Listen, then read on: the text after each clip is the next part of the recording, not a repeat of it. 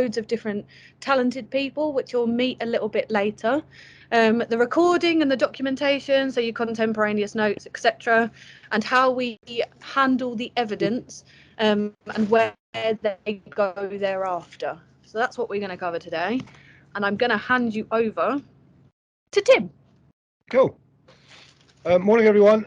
This is a bit of a first for me. I've certainly never done a live field sort of session like this. So clearly it's not rehearsed. Hopefully you'll get something out of it. You might see there are people floating around. This is a live site. Obviously we're not downing tools for this, so if there's any distractions, apologies for that, but it shouldn't get in the way too much. It says about me, which sounds a bit pretentious, but just out of courtesy, I suppose I should really introduce who I am. So obviously Tim Fletcher. I've been involved in forensic archaeology for getting on for about 11 years now. Prior to doing that, I did something very different. I was in the army. I was a Royal Engineer for the best part of 18 years, and I left that in around about 2006, and naturally fell into civil engineering after having done the military engineering, which was fine, but wasn't really exciting me particularly much, and decided that I would go and do something a little bit different. So I was already, from an amateur perspective, into archaeology, and decided to take that a bit further and go and study forensic archaeology and anthropology, which I did at Cranfield University. And it's through Cranfield University that I met Sammy, amongst other people, that then opened some doors for me to go and do something a little bit different. So since then, I freelance really in forensic archaeology. So I do a reasonable amount of work for electroforensics for domestic crime cases in the UK, but I also run my own aspect of things with the organisation that Sammy's referenced already, which is Geoscope, and we'll talk a little bit more about Geoscope. We're not trying to sell anything, but it's probably a fairly good idea rather to have a bit of a basic understanding of what it is. That's probably enough about me, isn't it, really? We'll come to Geoscope. Yeah. As I said, so I do other bits and pieces as well with Geoscope, which is it's a small organisation that we set up, really because it was a case of trying to pursue stuff that we were interested in. So we're certainly not a field archaeology unit. We are more an association of individuals with some shared interests, with a fantastic talent pool of archaeologists, people with surveying backgrounds, with law enforcement experience, both previously and current, in terms of we have crime scene managers and CSIs working with us and supporting us on various projects as well. We like to think, at least, that we do things slightly different. We're not necessarily tied to some of the profit and loss concerns that field units have. If we're not interested in doing something, we won't do it, because we essentially earn our own individual salaries by doing other things. And that is actually part of the appeal, because it brings in the right people. We're not tied to stuff. I can't reach the button. Sorry. And that's pretty much what that slide there is saying. It's a bit wordy, that one, but it just explains, we don't do this for financial benefit. Any money that we make out of it pretty much gets poured back into procuring resource and furthering our capabilities, really. Is there a bit of delay? Yeah, you got to actually click it. It doesn't work. So changing the subject slightly, because when Sammy originally asked me if I would come and do a lecture for you guys, it was really on the basis of talking about geophysics. Unfortunately, the dates clashed with the fact that we were planning to be out in the field, which is why we're here now, doing a particular mission. And it would be very difficult, I think, in this Teams environment to actually give you too much information about geophysics, and we felt that it would be better to actually give you a bit of a live feed from a real job. And that real job is for and on behalf of the organisation that you see on the screen right now, which is the Defence POW MIA Accounting Agency. Now that agency, some of you may have heard of them, they were previously called JPAC. They changed their name in 2015. And this organisation is an agency that sits under the umbrella of the United States Defence Department. They are separated to a degree, but they come under their remit. Their purpose, their sole purpose, is to account for missing servicemen and women from the United States Armed Forces and some civilians as well that are working on their behalf, contractors, and trying to account for those missing individuals. The word POW is more tied into the Vietnam conflict in the 60s and 70s, where there was concerns that POWs had not been repatriated on the conclusion of hostilities there. But the MIA bit is probably the more relevant section. So there are in the region of 80,000 US servicemen and women still unaccounted for. And those 80,000 go back to the Second World War, and the Defence POW MIA Accounting Agency are committed to actually accounting for them, finding out where they are, not necessarily what happened to them, but confirming the location of their death and their whereabouts, and identifying them and repatriating them if possible, so they can be returned to their families and have a marked grave where possible. The way that they operate, so they take it, or they can really continue, not take it from the beginning, but they continue the work of previous agencies. So today we'll be focusing on the Second World War, because this is a Second World War loss that's been investigated here. And following the war around the world, there was something called the American Graves Registration group that would travel around, and various people, and they would do research actively trying to find missing servicemen. That's all types of losses, so that's aircraft losses from air crew and pilots to soldiers and sailors in the Navy. Where possible, they would then exhume them if they'd been buried in the field, and they would repatriate them to either a cemetery in Europe or back to the United States. And that continues to this day under the guise of the DPAA. So where the DPAA continue that work from that earlier work that took place in the 1940s and 50s is really opening up a case for individuals that could possibly be found and returned. All of them are probably unrecoverable out of those 80,000, and a good example of that would be sailors that have been lost at sea, where ships have been sunk. They don't really do a huge amount of research into Navy losses, because it's more of a Navy tradition that if you drown on a ship, you're killed on a ship, then you remain with that shipwreck. But the other two services, the Air Force and the Army, operate slightly differently. Someone put a hand up there as a question, I think. Yeah, we've got a chat. Let's have that. Or was it a chat? It might have been a chat. So Saf is asking, are these digs based on prior knowledge, or are you going on pure luck to locate individuals?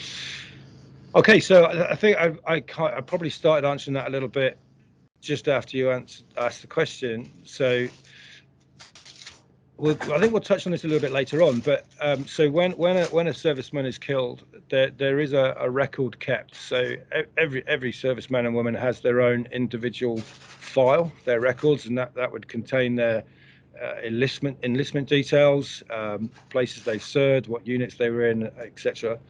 And if they're unfortunate enough to become a casualty and be killed, then there would be a small record of that put in, where, when, how, if it was known, where they may have been buried.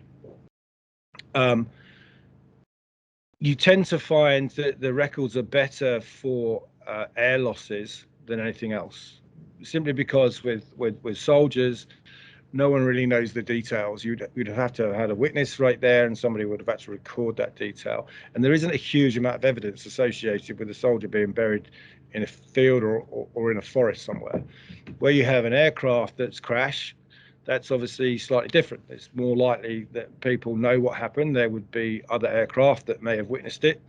There may be people on the ground that witnessed it. And of course, there'd be a lot more evidence to suggest that an aircraft has crashed in a particular location as opposed to just an isolated burial of an individual. So they are very much based on research, which on the slide, that's the first element really, where DPAA would take a case. We think there's some chance here that we could locate this individual. So they'll open up, they have their own historians that will do that research, and they'll look at the contemporaneous records and they'll compare it to the field. You also get a number of third-party researchers across Europe and elsewhere, especially in the Pacific, that would also, through their own interests, volunteer information to the DPAA. You'd like to think that the DPAA therefore know where every aircraft that crashed in the war crashed, and they'd have some information on it, but they don't. That simply isn't the case. We are talking astronomical amounts of aircraft losses, and often you've only got last known sighting, and that last known sighting may have occurred at 25,000 feet by a fellow aircraft, and then no one's seen them since, and they don't know where they crashed. So you might just get, well, we know that they were heading to Berlin, and we know that they disappeared out of formation over Holland. Then that might be as much as you get. So that's the research side, that's the desk-based side. And obviously that would happen, and if they think they've got enough information to then lead a recovery operation, and that really is the next phase. And if obviously that is successful, then the DPA would look at recovering that evidence, repatriating, hopefully making a positive identification for that individual, which is not a straightforward process, because certainly with the Second World War aspect, we've got a 75-year lag now. There would have to be some reverse genealogical research done to see if there's any surviving family members, or whether they could get mitochondrial DNA match or partial match to identify the individual. Similar to, if you think of forensics as well, Tim was talking about all those witness reports that you can gain. They're not always reliable. So you might have multiple witness reports, but it doesn't mean that that is fact. We definitely noticed that in the last deployment, didn't we? So one of your weakest forms of evidence, you might think it's the best, but it's actually one of the weakest, is witness testimony, where people have made a statement, and especially when there's been such a time lag between the event and now. So they may have recited that story 10 times or 20 times down the pub or to their family, and every single time they do it, they change the details slightly. 75 years later, they genuinely believe the story they're telling, but actually it's not correct, and that story has evolved over time, especially if you then talk about witnesses that are referring information that was actually came from another witness, and it's been passed down in the family. To anyone who might be a bit confused, Luke has just responded to Saf on the chat. I think it might come up as my name. So I'm not typing. Luke is using my Teams and typing to you. So anything that's being typed is from Luke. So does Saf have another question? No, that's Luke typing. Is that Luke? Yeah. All right. Did that answer your question okay, Saf? I kind of also wanted to know about when people are lost, like at sea. Obviously, you're not going to have like the specific coordinates. So, I mean, obviously, what happens? Because they'll float away, if that makes sense. So with the naval losses, they don't do a huge amount of work with naval losses. I said earlier on, so the Navy tradition is if you're lost at sea, then you stay lost at sea, and that's respected by the DPAA. There are some exceptions. So the DPAA have done a huge amount of work on Pearl Harbor. For anyone with a knowledge of the history of Pearl Harbor, you'll know that a whole bunch of very large warships were sunk Japanese attack, and it essentially brought the United States into the war. with huge losses. But these ships sank in Pearl Harbor, so they knew exactly where they were, and that they were actually, and the ships had to be recovered because they were blocking the harbor, and those remains went into a mass grave, and subsequently they have been exhumed, and they've identified individuals, and they're still doing that to this day, identifying those and putting them in marked graves. But losses at sea, they don't really tend to do much on. I'm guessing they get washed up on shore at some point, and do they get analysed from DNA and yeah, things so if like they that? were to find an individual by chance, they wouldn't actively look, but if they were to find it by chance, then it would go through the same process. Cool. Thanks for that, Saf. So the particular mission that we're on now, and that sounds like a very glorified title to call it. You must remember that we are working for the United States military indirectly, and we have to fall into their kind of terminology.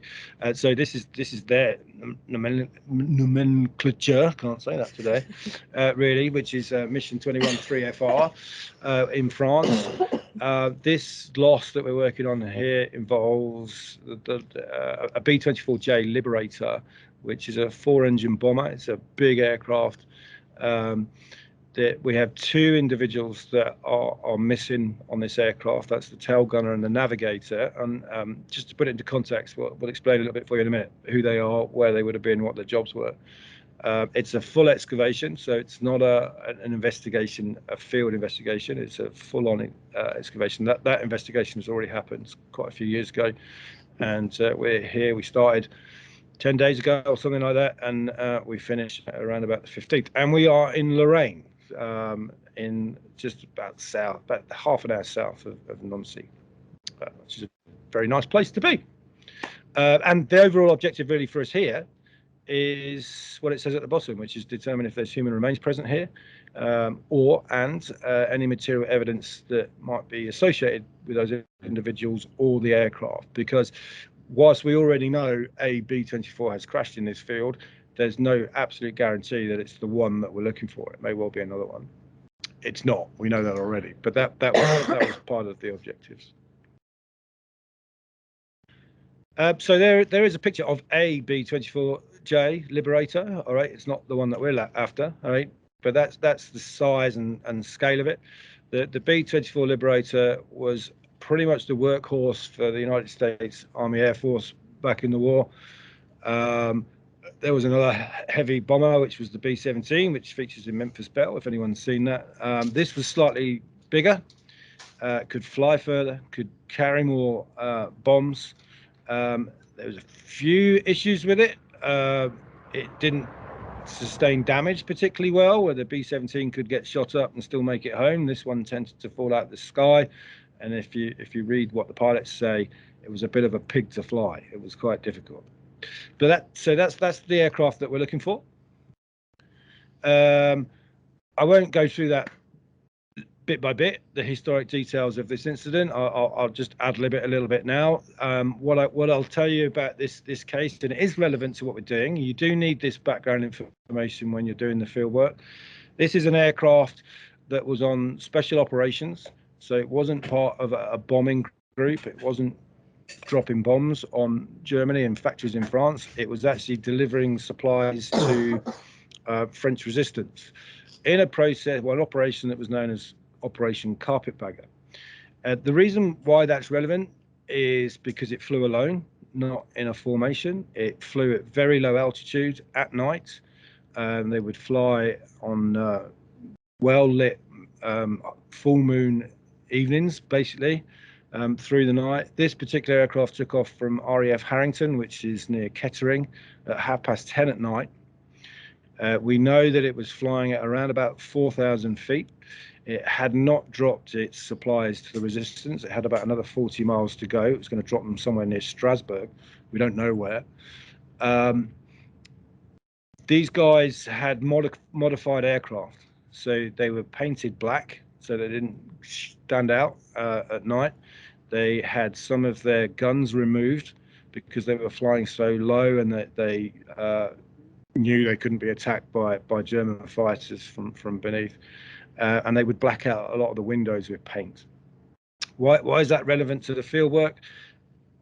it's because we've already found bits of that aircraft and it is painted black, and we have found glass, plexiglass from the windows, which has black paint on the inside. So it's still circumstantial evidence, but it's still evidence that we're on the right place. This is the right aircraft.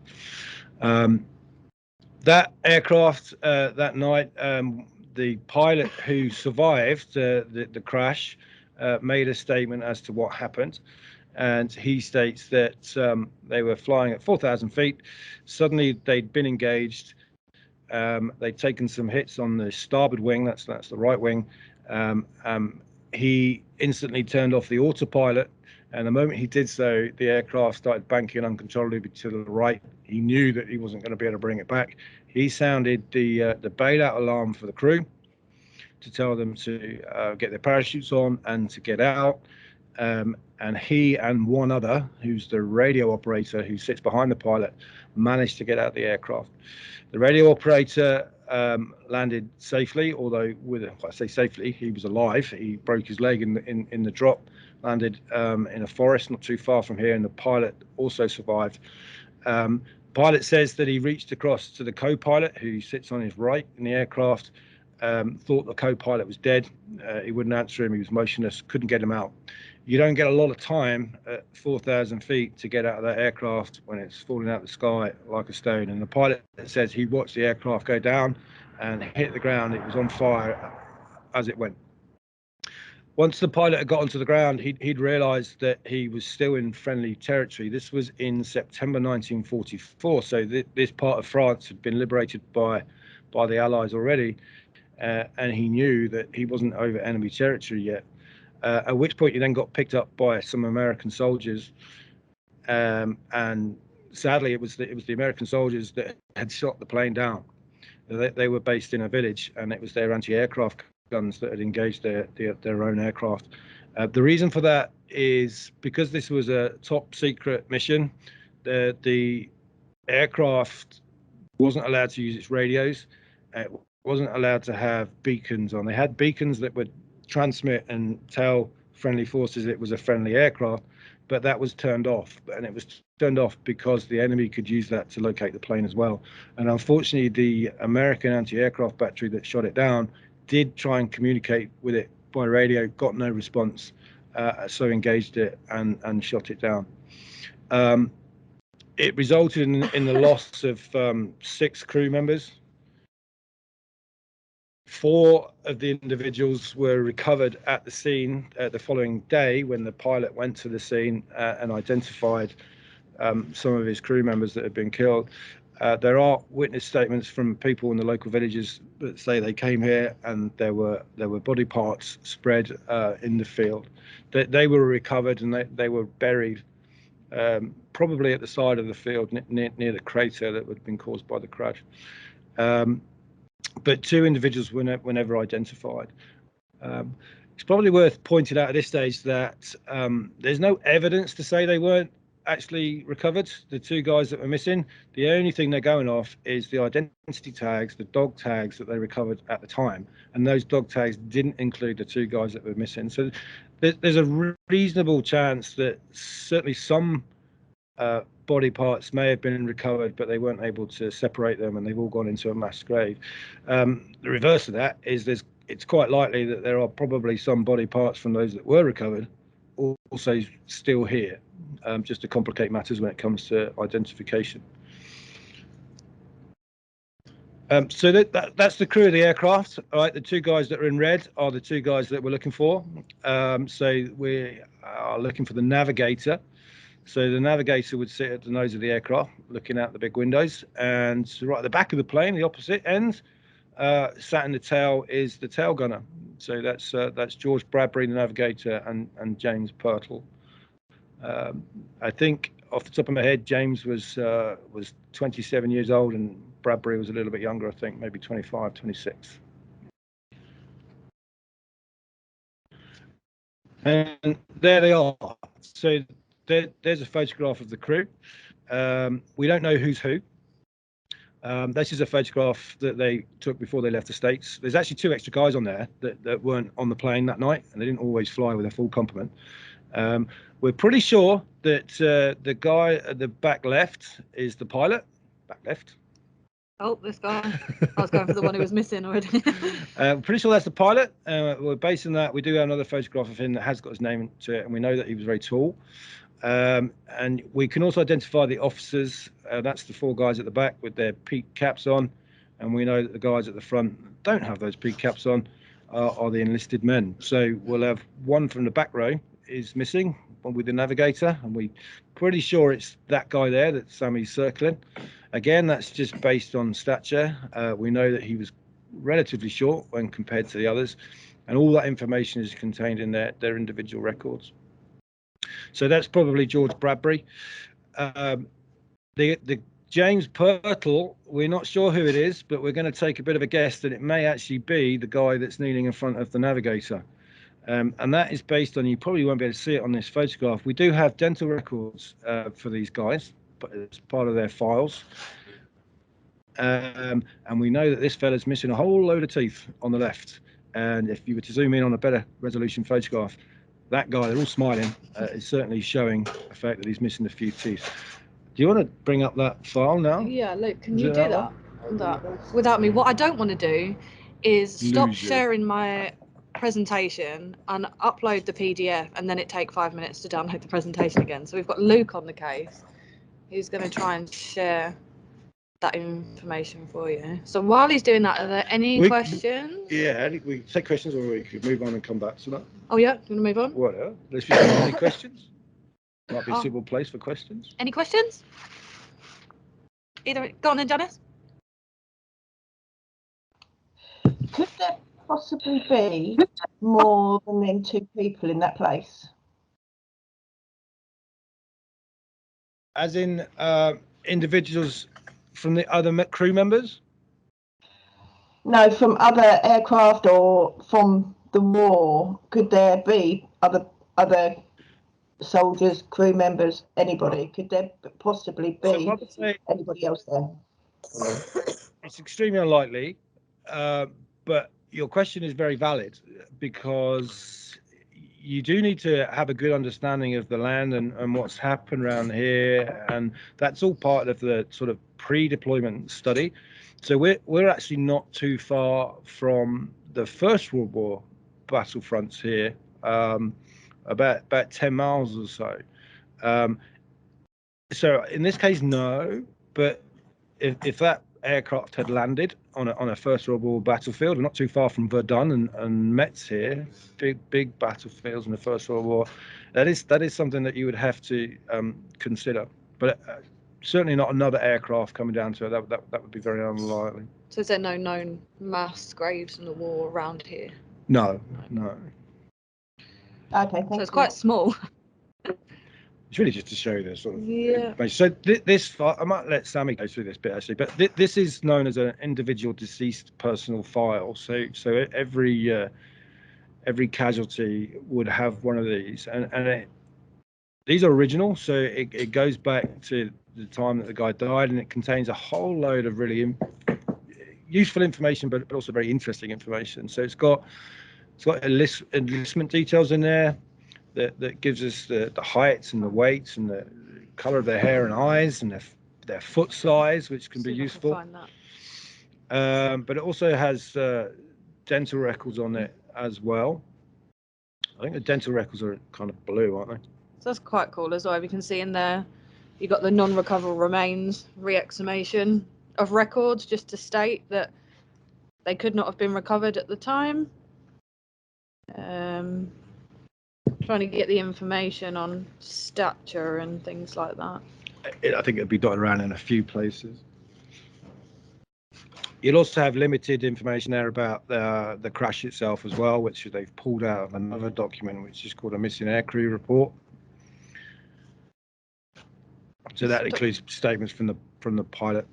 This document didn't seem so big when it was on the laptop. Just while Sammy's trying to find the dental records, you also get, it doesn't really help in the investigation, but you also get quite poignant information in there as well. So that there's letters from his mother. This is James Purtle's records. There's a letter from his mother in there who's asking whether the bike that he had in England that he'd bought, whether it could be sold, and then the proceeds sent to her, which is quite sad. So this bit here, the identification section, this is where you can see the stature. So it says 5'9.5", that he had brown hair, oh no, black hair, sorry, brown eyes, and some information in there. There's some brief information on the dental records. I don't know if I can't laser pointer there. You get some better dental records below, you'll probably be able to see. Here. There you go. A little bit different to our post-mortem dental records that we see now, which you will actually see next term in your forensic identification module. So you can see here, I don't know if I'm zooming in a bit too far. Should big crosses to show the ones that are missing. Go in like that. He's missing a lot of teeth. So technically, he only has these 2 front teeth, or 3 front teeth. So the most interesting one here, I'm pointing at the screen, which is pointless, but it's my own bad. He's lost all 3 molars on the bottom left. He's got his premolars are there, and his incisors are gone. So at the front left, and if you were to go back and look at that photograph, there's one guy that's kind of shouting at you that might be him. And it works in a very similar way to forensics as well. So they match the ante-mortem data to the post-mortem data. So the post-mortem data is what we're going to retrieve if we do retrieve that information, and they will match that to these records. So it still applies, even though this is not a forensic case as such, the forensic application is still very much in place. Is there anything else on this document that was... the letter from his mum was quite interesting. It also lists the property that he had in his locker back at base as well. We write down to details of photographs and how many packets of cigarettes he had and the lot. Oh, that's right. Looks all right. So this here was what Tim was saying earlier, the letter from his mum. And this letter was basically asking if she could sell his bicycle that was back in the UK and get some money sent to her. And this is, I think, for me, this is part of the most interesting bit of the case. It's not something I ever look into. I don't really do any history, and we don't really have all of this information present at forensic scenes. So seeing something like this gives it a real personal touch. And I think when we do find either osseous material or we find evidence associated with that, it really brings home the importance of what we're doing while we're doing. And it's all facts. And whilst that letter in its own right is of no benefit to us here in the field, if we were to find remains here, what would happen later on during that identification process is they would look at all this historic information, because they're going to have to try and find a living relative now, and that they would start off with information like this. Where was this guy living? That's his mother's name. Can we track forward from that? And his house is still there. I mean, I've looked on Google's Street View, and his house is still there, which is also quite poignant. Can we flick back to the... Yeah, can we do that?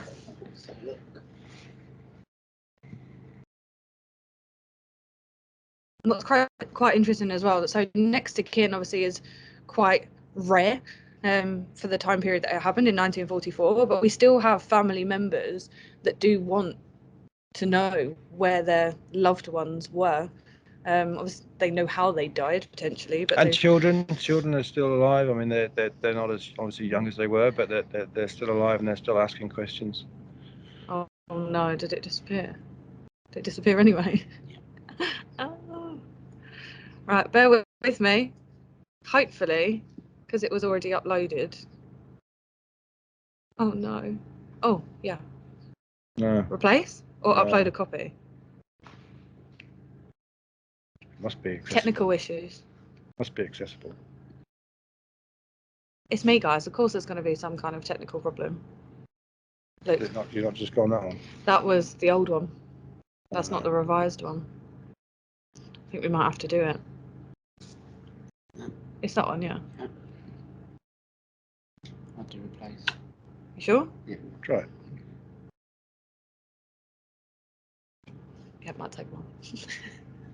Have some technical difficulties. Again, any questions at this point? Well, how long have we been? We've been 42 minutes. Have we really? Wow. A bit longer than we thought. So we're doing this in 2 sections. So we're doing the sit-down theory, and then we're doing the tour. Janice, go for it. How many, if you're allowed to say, how many people have you been able to find? I'm trying to put it nicely. So I've worked on 5 DPA missions, only 2 of which have I been the principal investigator on. And one was the first one of which, where I was the principal investigator, was just an in-depth reconnaissance mission. So it wasn't a bulk excavation, so we weren't expecting to find remains on that one.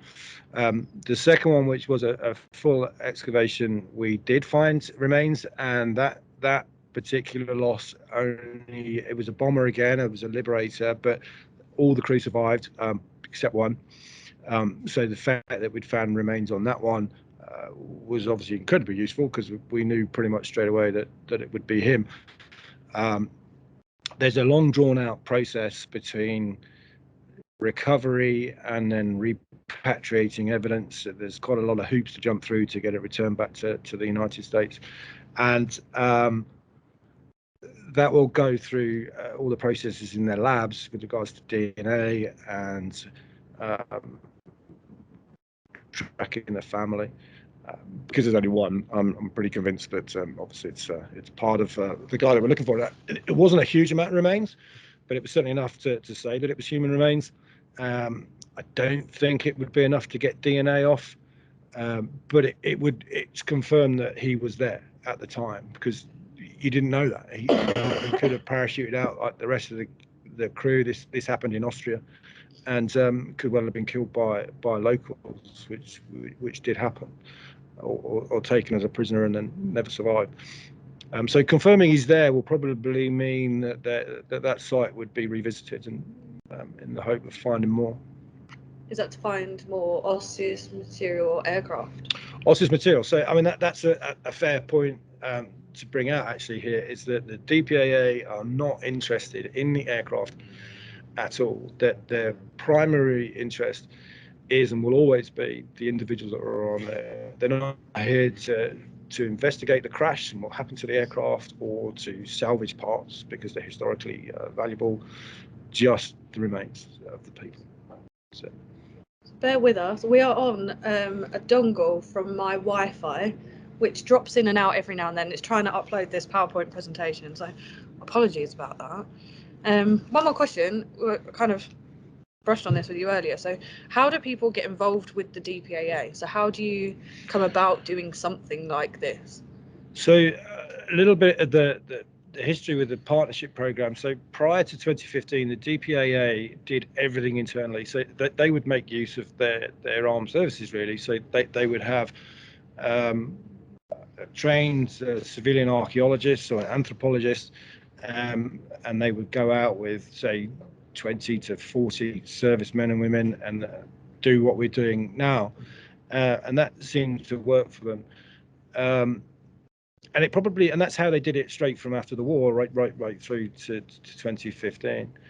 And then there was a slight shift in MO, really, where they realized that they just couldn't keep going like this. It wasn't fast enough. It was costing too much money.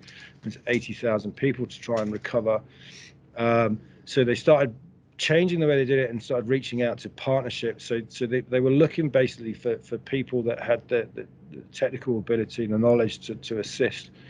And for ourselves, I did, as I mentioned a minute ago, I did a couple of these missions through other partners, and then got speaking to people at the DPAA, and then said, well, I think we should offer a partnership ourselves, and we met with them and we kind of got interviewed by them, and it went from there, really.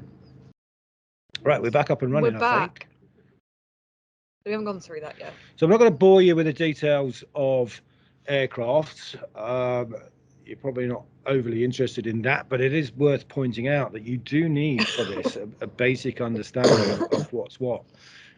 And quite often that doesn't need to be much more than this is the front of a plane and this is the back of a plane. because that having that information can actually lead your excavation. So we know if you look at that picture there, there's a few things that are annotated on there that we're not interested in, but the positions of the crew are what we're interested in here. So we know that we're missing the navigator, and you can see where the navigator would sit in the aircraft, right at the front there, and right next to the bombardier. So the bombardier is the guy that aims the aircraft for dropping the bombs. They sat next to each other, and we also know that the bombardier was recovered at the time, which is a bit odd. You'd expected them to have found certainly parts of the navigator as well. And you've got the pilot and the co-pilot obviously sitting in the cockpit, a little bit set back from the nose. There's a nose gunner position on that aircraft. There wasn't a nose gunner on this crew, and there was no engineer on this crew either. There was a top turret gunner, stroke radio man, and we had 2 waist gunners on this flight. There was only 1, and then the tail gunner. So the 2 50 caliber machine guns that stick out the back. The tail gunner, he's missing as well. So they couldn't be further apart. Now, it doesn't mean that they were in their locations at the time, because they were probably scrambling around trying to get their parachutes on and try and get out of their assigned escape positions. We do know that one of the crew, the waist gunner, I think, was recovered wearing a parachute. So he did have time to put it on, but obviously never had time to get out. One of the really good things I think about doing stuff like this, especially for me personally, is 4 months ago, I wouldn't have had a clue about aircraft. I'd look at this picture and it would just go right through me. Whereas now, because of the people that I'm working with, and we'll kind of touch on that a little bit later, I now have a knowledge about this, much to my granddad's appreciation. But I was never a history buff, and I never took any of this in at school. So actually, I'm being educated as I go along all the way through. Which I think brings us on to that slide quite nicely about who do we have here. I did touch on it earlier on, and we won't go into too much detail because hopefully we'll get out there and meet a few in a minute. But as I said, we have crime scene managers here with CSIs. We've got lecturers with archaeological and forensic experience. We've got forensic archaeologists. We've got traditional archaeologists, and that is what makes it work. We've got builders, all right? They're not here at the minute, but we don't bring them in because they are builders, but they bring a whole host of skills, and they have a genuine interest in history and aircraft and doing morally what is right for people that have made such a sacrifice for us. And everyone brings their own kind of little skills, and it's what makes the team work. Yeah, we've had CSIs as well. Yeah. Come forward. Detectives. Yes, yeah. We've got ex-detective here. We might meet him in a bit. 30 years in Kent Police, and he brings a very analytical mind. Certainly when it comes to sort of analysing statements and where statements can be weak. Can't remember where we put the tour. I can't remember either. Oh, we're going to quickly run through kind of the process really of a large scale deployment like this, and how does it all kick off. We're not going to go into huge amounts of detail, but these are really the phases of how it works. So once the DPAA decide, okay, we're going to go and do some field work because there's a chance of making a recovery, the most important thing is to define exactly what they want to get out of it. So there's a project plan which is created sort of in full collaboration with the DPA, between myself. What is it they want to get out of it? The boring stuff like how much money have you got? What's the budget? What's the manpower strength? And you need all that. And these things don't come cheap, sadly, to get people around different places in the world with all the equipment that's needed. So logically, following that, once everything's in place, is the deployment and getting people there, and the logistics of then setting up, which is phase 3 really. So we, as an organisation, pretty much provide everything from a logistical support perspective. We don't rely on DPAA to provide us with much. They give us a few bits and pieces, but it's pretty much comes from us. And you need it. It's October now. It's getting towards November, and I'm sitting here and I'm a little bit cold, if I'm going to be honest. And you need that site set up to be right, especially if you're working in that environment. Looking forward to getting outside where the sun is actually out. So, then there's the evaluation phase, because you could rock up here at this field and you could start digging random holes everywhere, and you could leave in 4 weeks. having achieved nothing except digging random holes everywhere and making a mess. So the most critical thing, and this applies to this, or it applies to any forensic scene, your more traditional forensic scene, is you have to evaluate and justify what approach you're taking and why you're doing what you're doing, and understand it, because it will save you time. If you get it wrong from the beginning, you can't put it back. Archaeology is, forensic archaeology especially, it's destructive. It's the one experiment, I guess, in forensic science that you can't really repeat, because it's unrepeatable. When it's gone, it's gone. You can't put it back and try again, which is why you've got to get it right first time.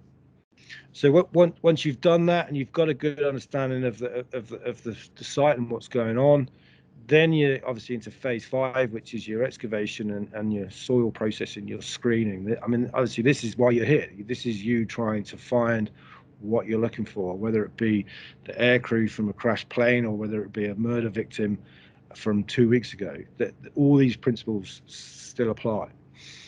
Then there's the evidence processing, which is obviously happening concurrently with phase 5, and it can be pretty involved. I think we've got members in the audience here that have done crime scene work, and that they'll vouch for that, and how if you don't stay on top of processing your evidence, you'll soon get bogged down. And certainly in a criminal forensics case, that could make the difference between a conviction and a conviction being thrown out. But the reporting is done in a very similar manner, isn't it? It is, absolutely. So we're going to talk about documentation a little bit later on, but it has to basically be cross-examinable. It has to stand up in court. That's the standard of the records that we're doing here. So the DPA, which is based in Hawaii and a few other places, Nebraska, they are all ISO accredited for forensics and lab work, and to maintain that, we lost signal. Can everyone hear us? I've just had a notification saying the sound quality is bad. Check your internet. You didn't cut out for a little bit, but you can hear you. Okay, Excellent. brilliant. So in order to maintain that accreditation, they have to apply it in all walks of the investigation. So not just in the lab, but out in the field as well. The last couple of phases really is putting it all back. So a lot of the DPA work is reliant on the cooperation of landowners and locals to allow it to happen. They have no right to walk into someone's field and start digging holes. They used to do that in the 40s and 50s, but that's probably because they don't have the right to do that, having liberated that country, or the fact that the country they're in, they were at war against until recently. But that's gone. There's a lot of permits required for this type of work, environmental permits, historical permits. So these crash sites are potentially culturally important to the nation that they're in, and obviously good relationships with the host nation is critical if it's to continue. So we've got to put it all back, basically, as it was, as best we can. And then the final phase, as is always with any archaeology or any forensic work, is the write-up, getting your people out, getting your kit out, getting it written up, and getting it submitted. And reviewed and accepted. Is there any kind of time? I can't think of the word. For the write-up. Like how long do you get to do that write-up? So it's very strict. So there's a set report that goes in on the last day of field work, which is a very simple one-side update, and then there's 30 working days to get the full report written up, submitted. It'll then go through a fairly protracted peer review process where it'll get picked apart and it will get compared, and this is really important to note, it will get compared against your field notes, and if it's not in your field notes, it's not in the report. That's it. If you have something in your report that isn't noted down, then it shouldn't be there. We'll go over all of that. That's something to think about. What's next? Can't remember. Oh yeah, so we're gonna run through some geophysics stuff. So we'll go back to that phase that was about evaluation of site and understanding the site. We're not going to go into huge amounts of details. Geophysics can be a pretty dry subject, and it's much better to see it in action rather than to have someone talk about it. So a very brief introduction to geophysical techniques that we've used here and has led us to pinpointing the crash site. So the beauty of geophysics is essentially that it gives you that guide. It prevents you having to dig multiple holes everywhere, just stabbing in the dark trying to find what you're looking for. It's non-destructive. It doesn't damage anything within reason. So you could go and survey areas without ripping it all up and making a mess and upsetting everybody. But it, like anything, like any technique, if you do it badly, don't apply it correctly, it can actually create more problems than it solves. So with that, you have to make sure that you have a plan for how you're going to apply that survey technique, how you're going to integrate it into the investigation. And I've seen so many investigations where geophysics have been applied for no reason. It's simply because someone's got the kit and they want to use it. And you have to ask yourself, is there any value? Because if we already know, why do we need to do it again if we're going to dig there anyway? And so it's a bit of a balance, really. And the last one, interpretation of geophysical results does take someone with a little bit of knowledge and experience, and the only way to get that knowledge is by doing it. You can learn it in a classroom, you can learn it in the field, but it really is kind of time served because it varies so much from site to site. So the techniques that we've used here, which we're just going to rattle over pretty quickly, is ground penetrating radar, which is a great geophysical technique for forensic work, especially the criminal or traditional forensic work with body depositions and the like. It's also pretty good for sites like this because you know that if an aircraft has crashed, you are going to get subsurface disturbance, which will still be there, even if the field has been ploughed and there's no visible sign left anymore. There are limitations to ground penetration radar. Well, I'm not going to go into kind of the details of how radar works, other than say it uses electromagnetic energy which you project into the ground, and that energy will reflect off disturbed ground or different matrices within the soil or objects, and from that you could make an estimate of depth to that object, what the cause might be. The disadvantages are is it does require a lot of post-processing. It's out of all the techniques that we use, it's probably the one that needs that experience more than anything else, because reading the data can be very alien at first. It can be affected by the soil conditions, just like any other geophysical technique. So high clay content is not always the best for radar, and you basically need to be able to have a nice flat surface or flattish surface, right? So if you've got loads of undergrowth and trees, it's a bit of a nightmare. It doesn't always work, and it takes a long time. Have a think back to the first archaeology lecture. I kind of did some brief introductions on GPR and magnetometry, and putting that into practice now of what Tim's saying, go back to that first lecture and see if you can apply that to what Tim is mentioning here. So for reasons that I won't go into, I can't share the ground penetrating radar results for this project, but I'm pressing the wrong button. But we've thrown these in, so you're going to struggle to see that probably on your screens. You don't need to see it in detail, but what that basically is, just to show you the capabilities of radar, is that is a site in Ukraine where we were doing some Holocaust research, and that picture in the bottom center is a clay tennis court in the city of Lviv, and underneath that clay tennis court is a mass grave containing unknown number of Soviet prisoners of war that were killed by the Germans when they left Lviv. And the picture on the right, which has been overlaid onto that same picture, you should be able to make out two linear lines. It's a sort of big rectangle that runs from left to right towards the back of the tennis court. And on the top, whole series of pictures, what you've got there is images that have been collected at various depths, with the depths increasing left to right and down. You should be able to pick out, certainly in the middle one, you should be able to make out two sides and an end of that mass grave. So that's the sort of thing that radar can do for you. Metal detectors most people, I would like to think, have an idea of a metal detector and what it does. All right, so treasure hunters and people that might go on the beach with a metal detector looking for metal. It's as geophysics techniques go. It's about as simplistic as they get. So it's not particularly complicated. They've been around a huge amount of time. Actually developed during the war for detecting buried mines, and in all honesty, they're not used very much in a forensics context, a traditional forensic context. However, they are, for obvious reasons, very good for trying to find where a plane has crashed, simply because of the amount of metal that is in an aircraft, 30 tons of it in this case.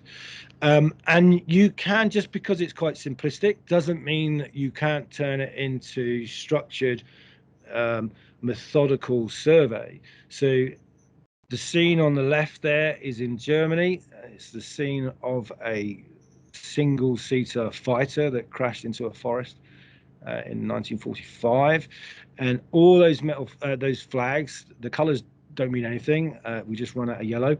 But all of those are individual hits for a metal detector, and the map that you see on the right demonstrates, if you do that methodically and record that, you can then use GIS products and various other software, CAD, and actually produce some very informative for mapping. So what you've got there is that red heat map, which is showing the concentration, the density of metal detector hits around what is the crater that sits in the middle of that, where that aircraft impacted the ground.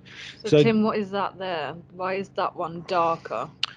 Okay, so that the really dark bit, obviously the darker the color, the higher the concentration of metal. And this is actually quite a useful thing to point out, because that would suggest to you that aircraft, the bulk of it is in that area. But that metal is not in situ. It's actually been moved. So there is another crater here and there, but it's not a crater. It's actually something the forestry workers have dug for drainage, and in so doing, they've taken the spoil from that crater and they've dumped it there, which has then created a false pattern of distribution. And I think we'll get onto a couple of slides in a minute, and we'll be able to demonstrate why that is and how we were able to work that out. And this was hand drawn prior to it going onto CAD. Yeah, so all of that is hand drawn, was hand surveyed with tapes, no GPS involved, no total stations. And whilst that can speed it up, it's always worth knowing how to use the basic tools, because we got there and there was no satellites in that area at all. We could not get a GPS fix, but it's not the end of the world, provided you actually know how to use the basic tools to do it as well. There's all hand drawn, yeah. Metal detectors don't always come in the sort of stereotype style, right? That particular detector on the left is a twin box detector, and it's very useful for finding very deep targets of all metal types. So the picture you see there is that crater that's full of water where the plane crashed, and that over the top of that, it's about 3 to 4 meters deep, that crater. Full of sediment now, but that's how deep it is. And that box is saying that there's an engine probably in the middle of that.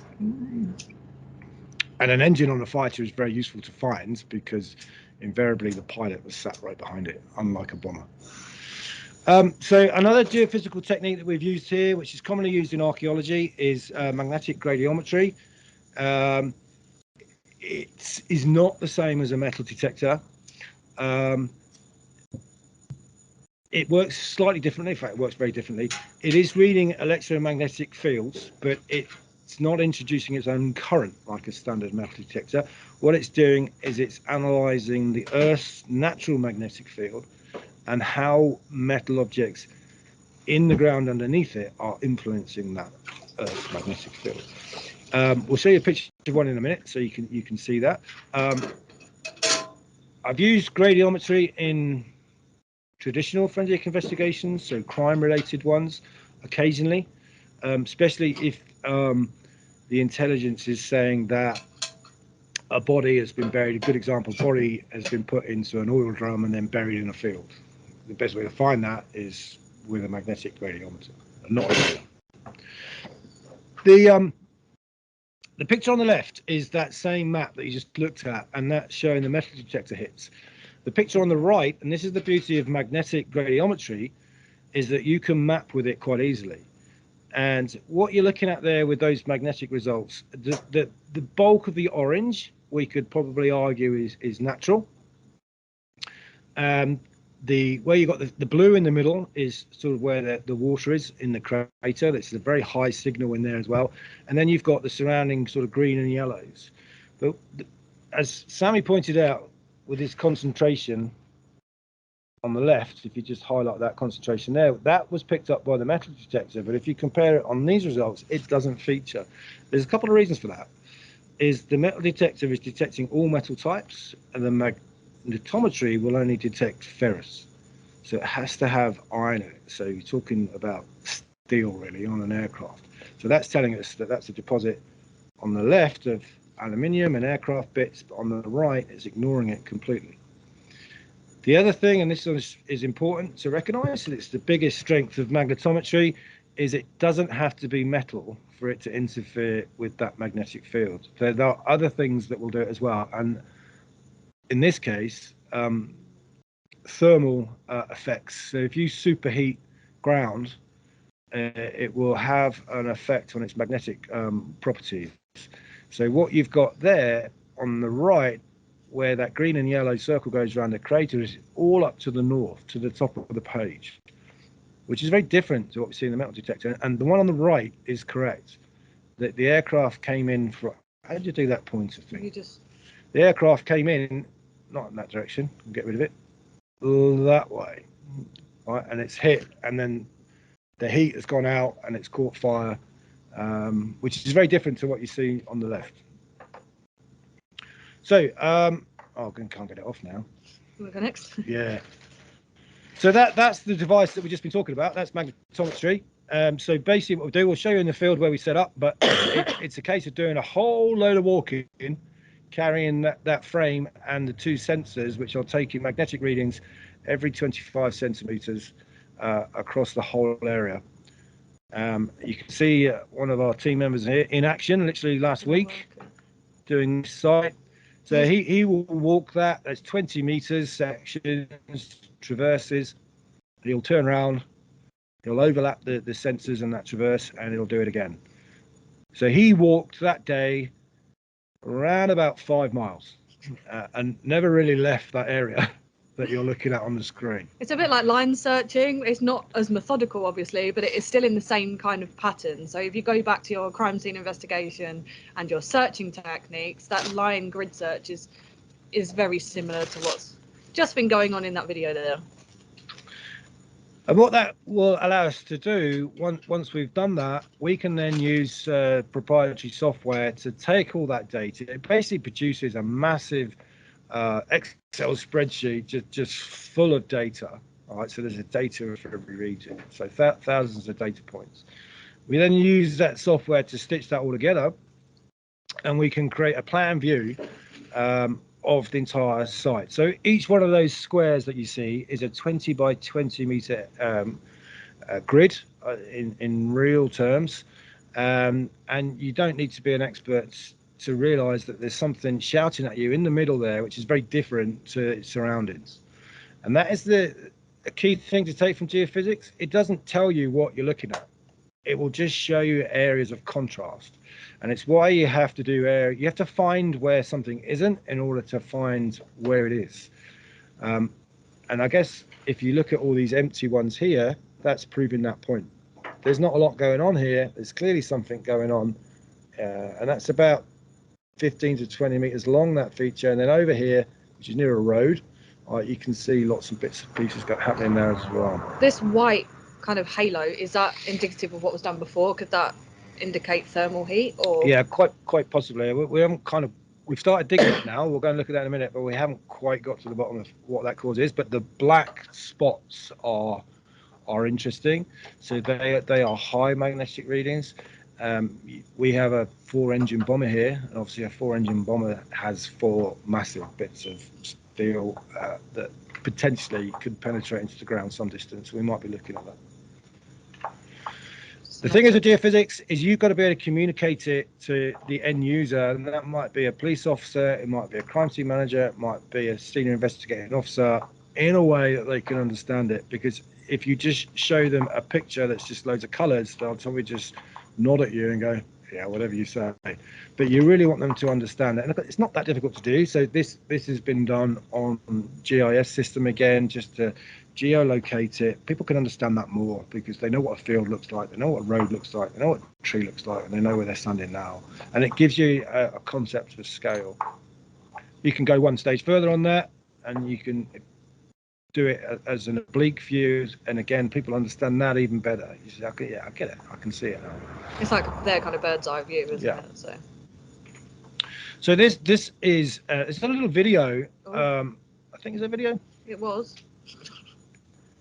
So what we've did here off the back of that geophysics results, you can see the little stakes in the ground. We'll go out and see them in a minute. And is it a video? Or was it a still? It was a video. It was a video, yeah. Leave it. We don't need it. And then we staked out where that anomaly is, and you're not going to see it on here, but it's I can't see it myself. Obviously, definitely not going to see it. But that anomaly sits around about there. I'm pointing with my finger. Somebody's trying to get the thingy. It's around about here somewhere. Around there somewhere. Yeah. Not sure why that won't work. There we go. So that was enough here for us to get an understanding. We know exactly where we need to look. You could pile straight in there now and start digging it out. It wouldn't be the way to do it, because you'll just be generating a huge amount of work digging out soil that you're going to have to search and screen when you perhaps didn't need to take it out. So the next phase really is understanding, okay, what does it actually look like under the ground? And that involves the use of test excavations, or test pits is what we'd call them, and the Americans tend to prefer them tested excavations. So you've seen this picture on the left. That was in our last lecture. That one. Yeah, so that's a 1 by 1 meter unit that's been dug out there. It didn't take particularly long, and from that you can learn, okay, what's the depth of the topsoil here? Is there an incident layer, a horizon that contains lots of aircraft material? There isn't in this case. What's the deeper subsoil, and when do we get down to totally undisturbed soil? Well, once you've established that, you kind of know how far you need to be looking for bits and pieces. You can do one test excavation in one area, you can move 10 meters to another area, and it can be completely different. But you need to understand that. Otherwise, you could, especially if you're looking for a smaller feature, a grave, for example, so a clandestine burial in a field, you need to know what it should look like if it hadn't been disturbed before you start then going into a grave and then start excavating that grave. The picture on the right is a different one altogether. It's very shallow, but it demonstrates how you can use that stratigraphy method to simplistically record what was in there. So I could look at that now as a person that wasn't there and understand exactly what that test pit is trying to tell me. And without going into too much detail, you've got redeposited clay on the top left of that little sketch underneath that's sitting on top of buried former topsoil. So it's topsoil and it's underneath clay. So clearly there's something not right there.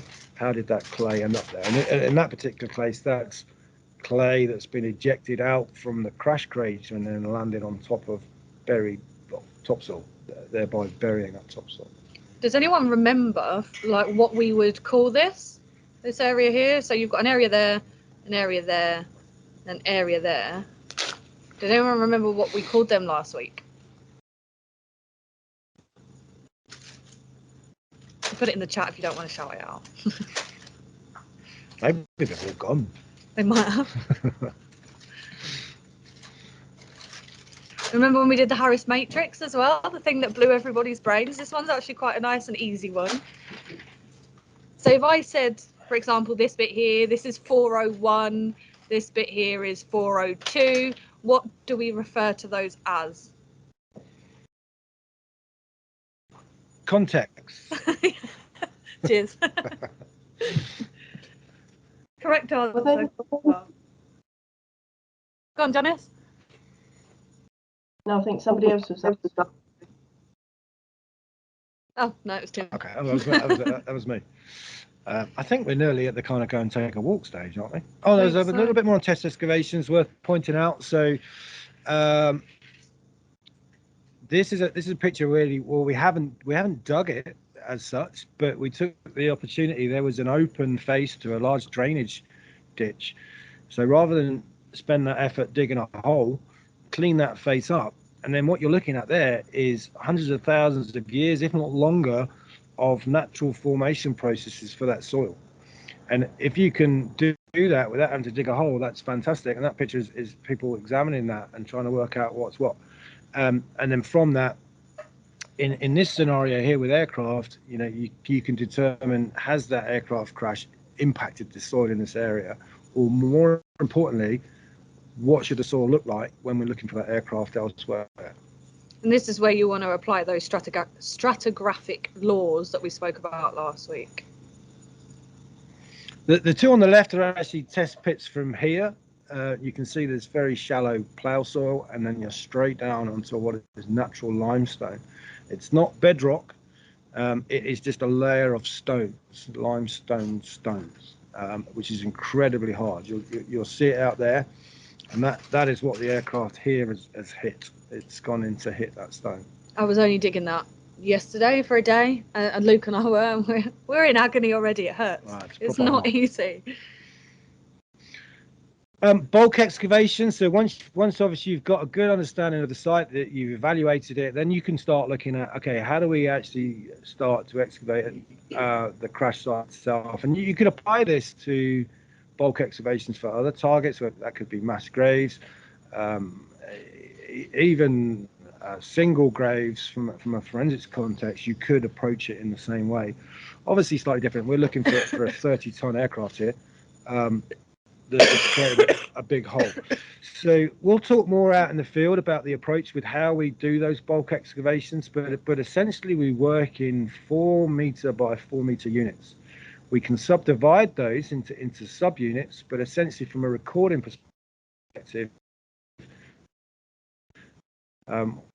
we work with all those steps, those bulks of earth that have been left and stepped off, is variations in penetration for that aircraft that's gone into the ground. So this is an aircraft that hit the ground fairly shallow, that didn't come in vertically, so it hasn't penetrated particularly deeply. At most, it's about 1.5 meters under the natural levels. The aircraft bits have been removed. The evidence, the material evidence, the biological evidence has been recovered from the center of that, which was at the deepest part. There's still work to be done there, because if you look at the top right section, as we call that, you can see all the bits sticking out the side there. Well, that's still bits of aircraft, so there's still work that needs to be done on that site. And when we reach that sterile ground there, we go over that with the metal detectors and all of the kit, just to make sure that we have reached that base layer. So what follows the bulk excavation, and this is always the bottleneck for these jobs, is you can't just dig it. All that soil has to be searched, because we are potentially looking for the smallest bones from the human body, and they can get pretty small. So everything gets passed through a 5mm gauge screen, sieve, call it what you like. It's not always as straightforward as it sounds. You've got clay soil here, for example, is dry, and it dries into very hard clumps. You won't get it through that dry screen, so it's a case of combining screening and methodical search, really. Depending on the jobs, it could be doing it by hand with buckets and passing it through screens. The picture on the left, that aerial photograph, is a mass excavation. That's a crime scene, that one, from an allotment in the north of England. You can see the volume of material that's come out. What is a relatively small excavation? The excavation is centered around this tree. It's probably 10 meters by 15. And you've got huge amounts of soil that needs to be sieved. That's me. I made an appearance. Is that you? I didn't know that was you. Cheers. Oh yeah, you are in the background. Luke in the background doing the thing. Yep, poking his belly out.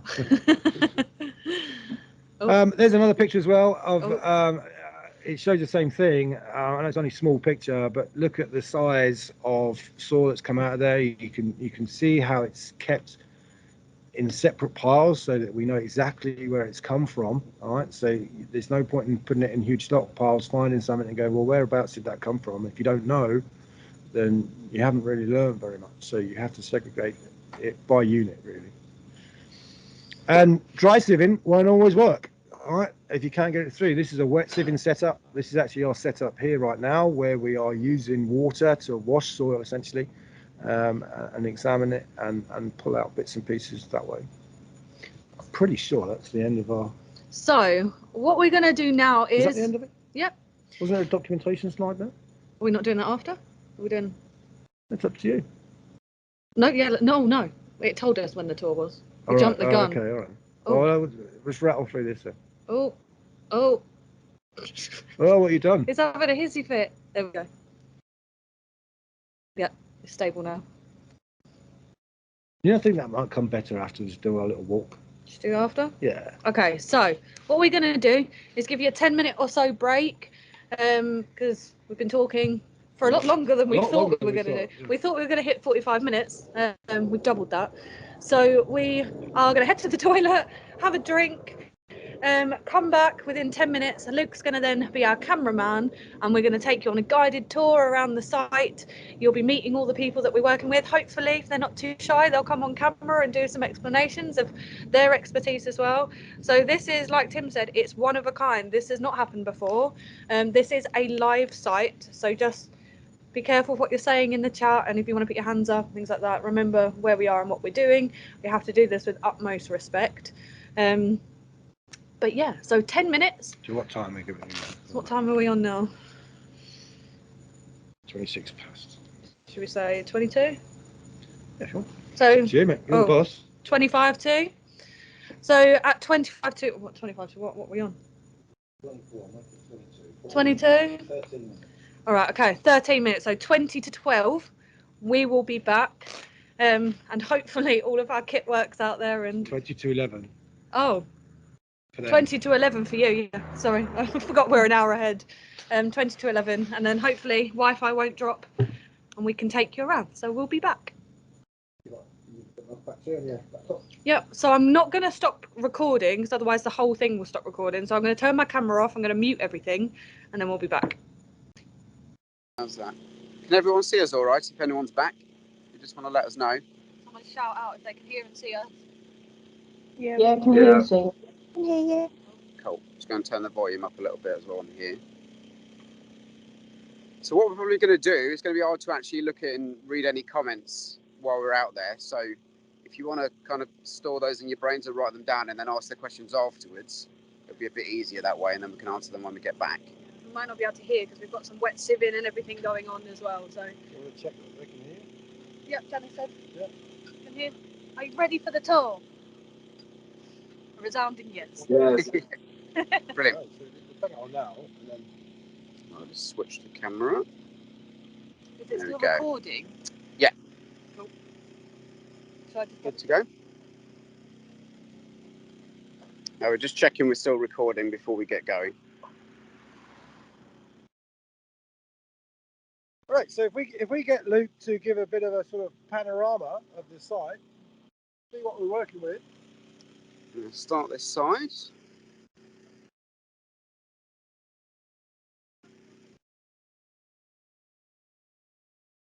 that is not showing on the recording.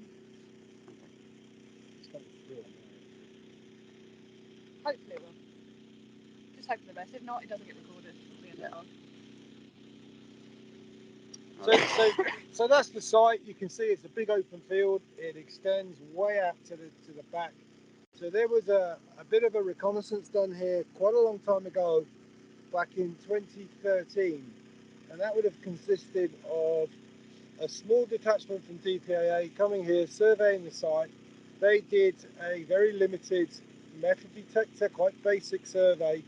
They were able to flag that in the same way that we saw earlier on, and get a rough idea, very rough idea of where the centre of mass for all the metal detector indications was. That narrows it down to an area of probably about 100 meters by 100 meters. So when we turn up here, we just get what you're seeing right now, which is a nice open field. Fortunately, it's all pasture, no crops to deal with. And then have to find the exact impact point. And as I said earlier on, we don't want to be digging holes anywhere where we don't need to be digging holes, because if we do, all of that has to be searched and recorded and documented and everything else. So we'll come around this way. We'll show you how we started.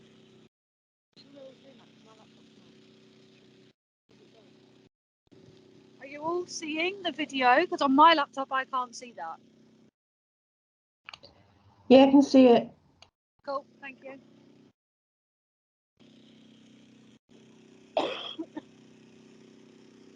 So I don't know if you can hear me, hopefully you can. So what we basically do, we get here, we set out a grid.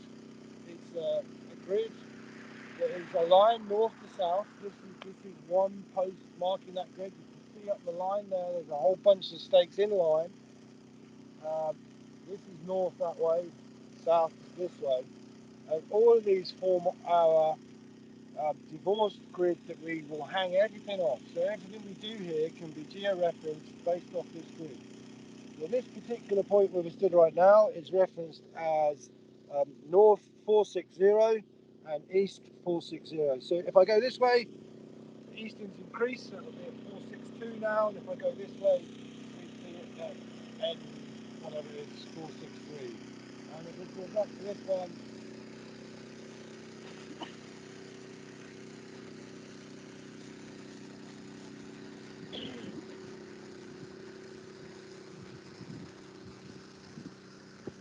and you can see that these northings and these easterns have changed. It's jumped up 20 meters to 480 from 460.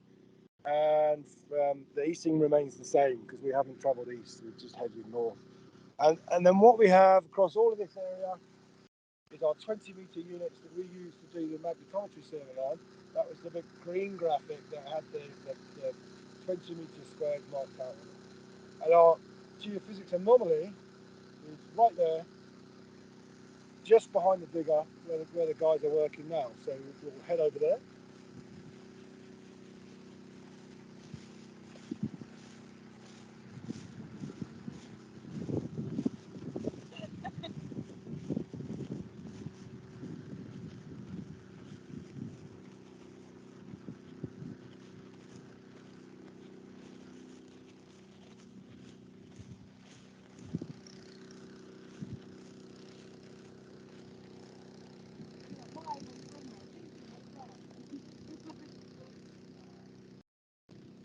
So if Luke can show you the blue paint. Hopefully that is coming up. Go back on camera again. So the 20 by 20 metre units is what we use for geophysics. But from a bulk excavation perspective, they're way too big. So we split them down into 4 by 4 metre units, and then that's how we excavate. So you've got a multitude of lines here. These are actually 4 by 4 metre units that have been further subdivided into 2 by 4 in this case. But you can probably work out, if you look at that excavation now, the fact that there's 4 by 4 metre units where the plough soil has been removed.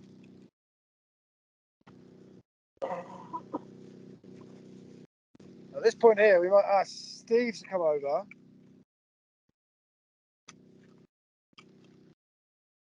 Place out the sun.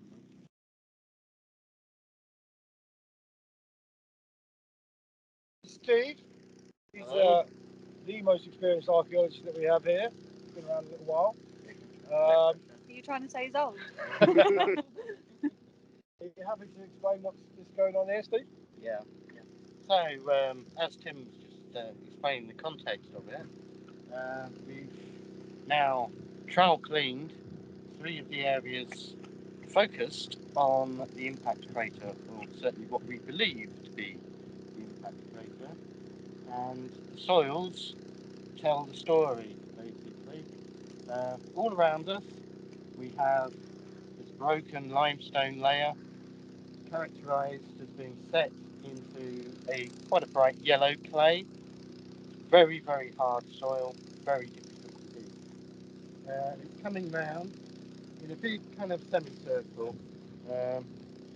So running back, so the epicenter, well, the outside of the circle is where the blue crosses, yeah, angling up to that, and then angling back away. And what it is defined by are a mixture of red soils in the middle, red clay, full of bits of broken up brick. So what you have to imagine in your head is that after the plane crash, there was a very big crater here. In order to bring the land back into use again, then soil would have been imported to the site to fill it in. And this red soil certainly is part of that sort of event taking place, the crater being backfilled. Can you see that red soil? Dennis, will you tell me if you can see that? Do you want me to point it out a bit more? Can do, yeah. We can walk over there and have a look. Yes. Yeah. Okay, so now You can I'm see going it to break slightly. the cardinal rule of archaeology. Don't tread on the bit that's just been cleaned.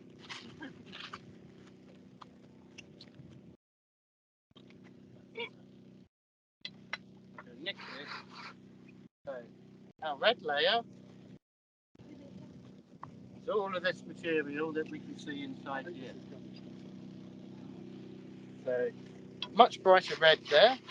That was cleaned yesterday, and the damp morning air has brought out the colours of the soil.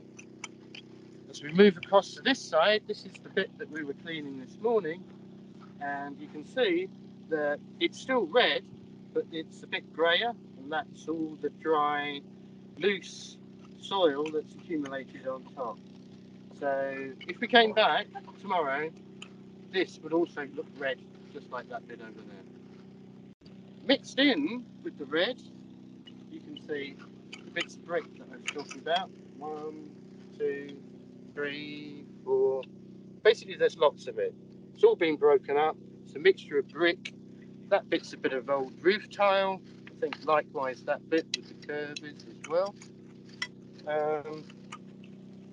But what hopefully you can see is you've got loads of stone here, hardly any stone in this bit.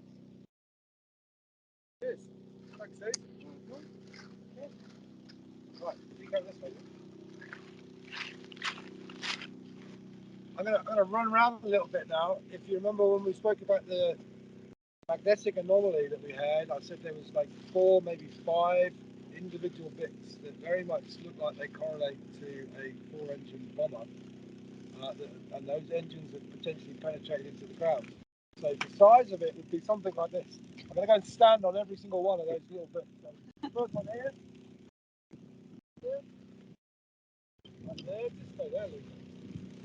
And then there's one here. There. There's one right there. Another one there.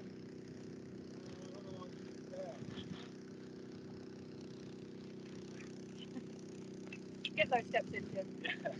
So we know that this aircraft is around about 100, well, it's exactly 111 feet long, the wingspan, and if you cut the tips off the wings, those aircraft engines are in that direction, led that way.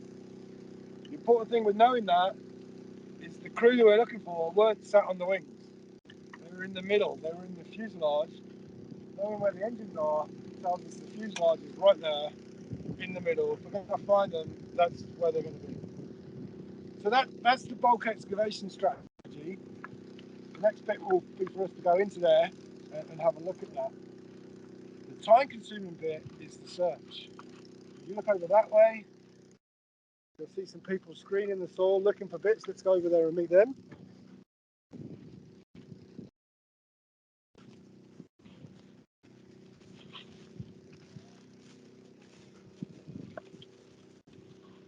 So we've got Chris here and Philip and Vicky.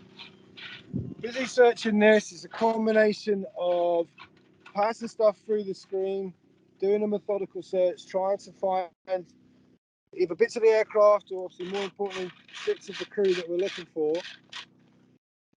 How's it going? Because it's slow, fast? Slow. Yes. Hard work. Slow. Hard. And that is how methodical that you have to be, and that's why it takes so long. And the result of this is what's over there. So we've got over there.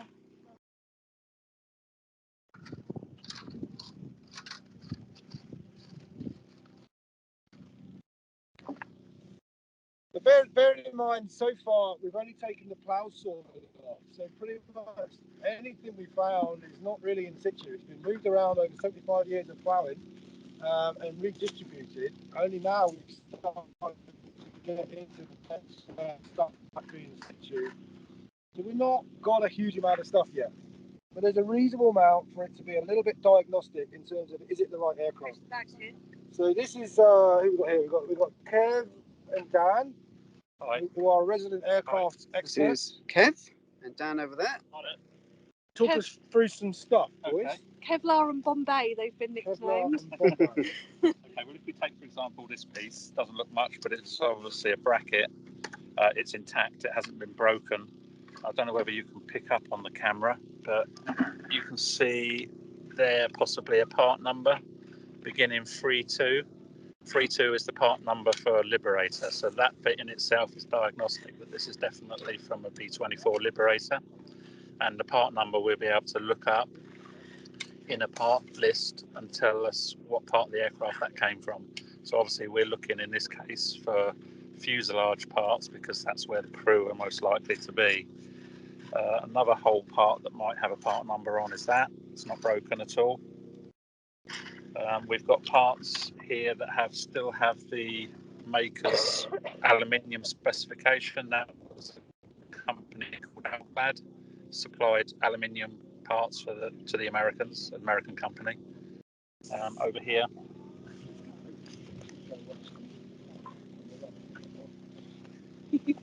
this type of thing is typical of melted aluminium. Melted aircraft parts, so it's been on fire and it's just melted into a big lump. Over here, we've got a buckle here from a life preserver, so that was a life jacket. Went about here, so that's come out of the topsoil. 2 parachute buckles. You see the difference in the condition, and also one's bigger than the other. This one we think could be from the equipment that was being dropped and the canisters that were dropped also had parachute. So this could be a buckle from that. Not so well made. This could be from the crewman's parachute pack. Better made, better condition. Another reason for the difference in the condition may be because this possibly has been burnt more. This bit here is a piece of parachute. Could be again from the equipment parachute. Little parachutes to make sure that the equipment canisters landed as softly as possible, or it could be from a crewman's parachute, but that's silk. I'll hand you over to Dan. Okay, so we've also been finding quite a lot of evidence of what the aircraft was carrying, and that's just beginning to show itself now in this layer. And I'll take you over. Christina just photographing this one here. So this is actually a magazine from a Bren gun, and it actually loaded from the top, and it would have had 20 rounds of .303 ammunition. So that is actually something that would have been dropped to the French resistance and obviously never made it. The other thing is that some of these rounds here are .303 British ammunition. That's what would have gone in the Bren gun magazine. This is actually different ammunition. This is American, and this relates to the aircraft. So this is Browning .50 caliber machine gun, probably from the rear turret, because these special ops Liberators had a lot of the armament removed, but we know that the tail turret remained intact. So that is actually incident related to the aircraft, and this is part of the container equipment that they would have dropped. Now, these are 9mm rounds, and these are from a Sten gun. So we also know that they were dropping ammunition for the Sten gun light machine gun. this part here is actually part of an ammo clip, a charger clip for the .303 ammunition. So this would have had 5 rounds in it, and that just basically made sure that the 5 rounds lined up as it was inserted into the rifle. So this is all quite sort of telling of the actual mission that this aircraft was on. And from an archaeological point of view, it's also actually quite scarce as well, because obviously there weren't too many of these sort of missions that were flown. So to actually have evidence of one is quite unusual. Thank you. No worries. Cool.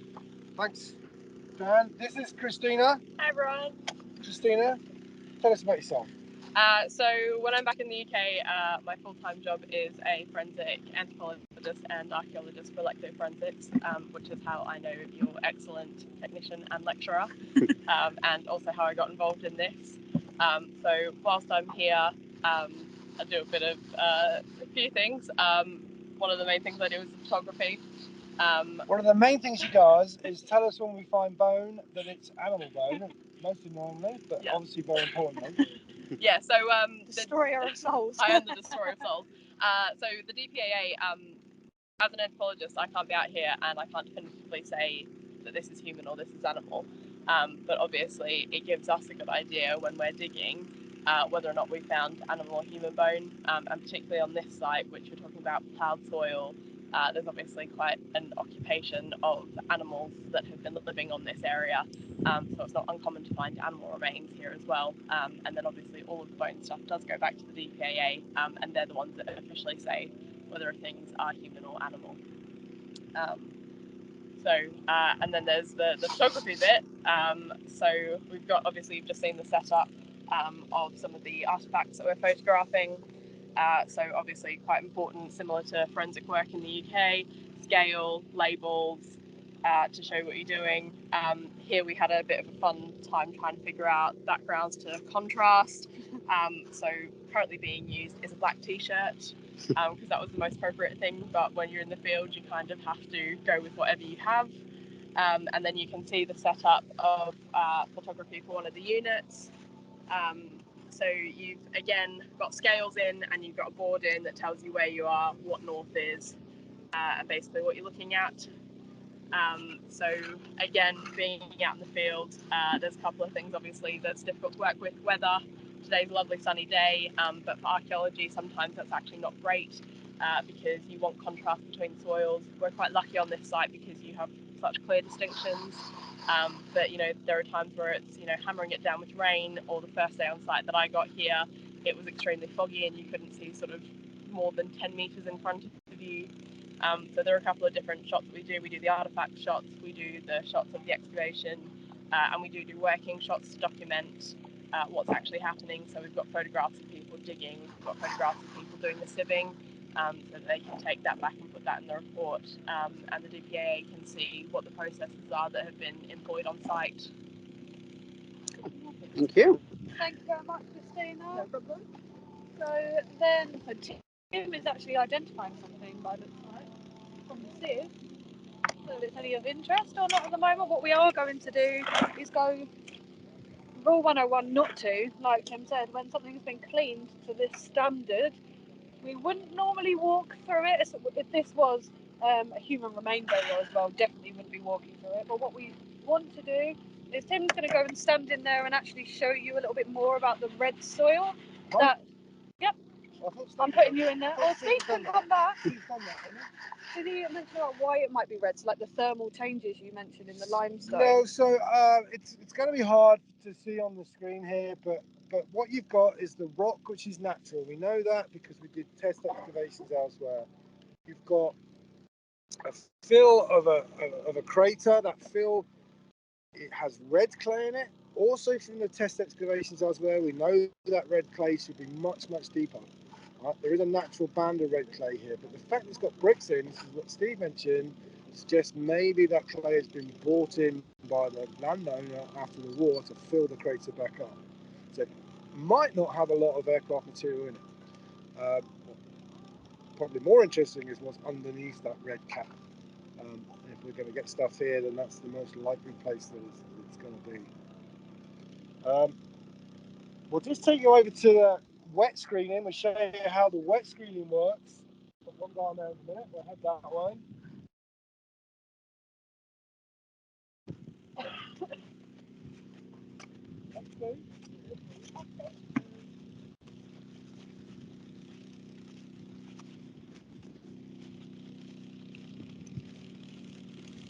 So as you can tell, we've got loads of different people. We have the apologist experts, World War II experts, we've got a UK DVI member here as well, builder, an Austrian archaeologist, another member of the Metropolitan Police. So we've got a variety of people.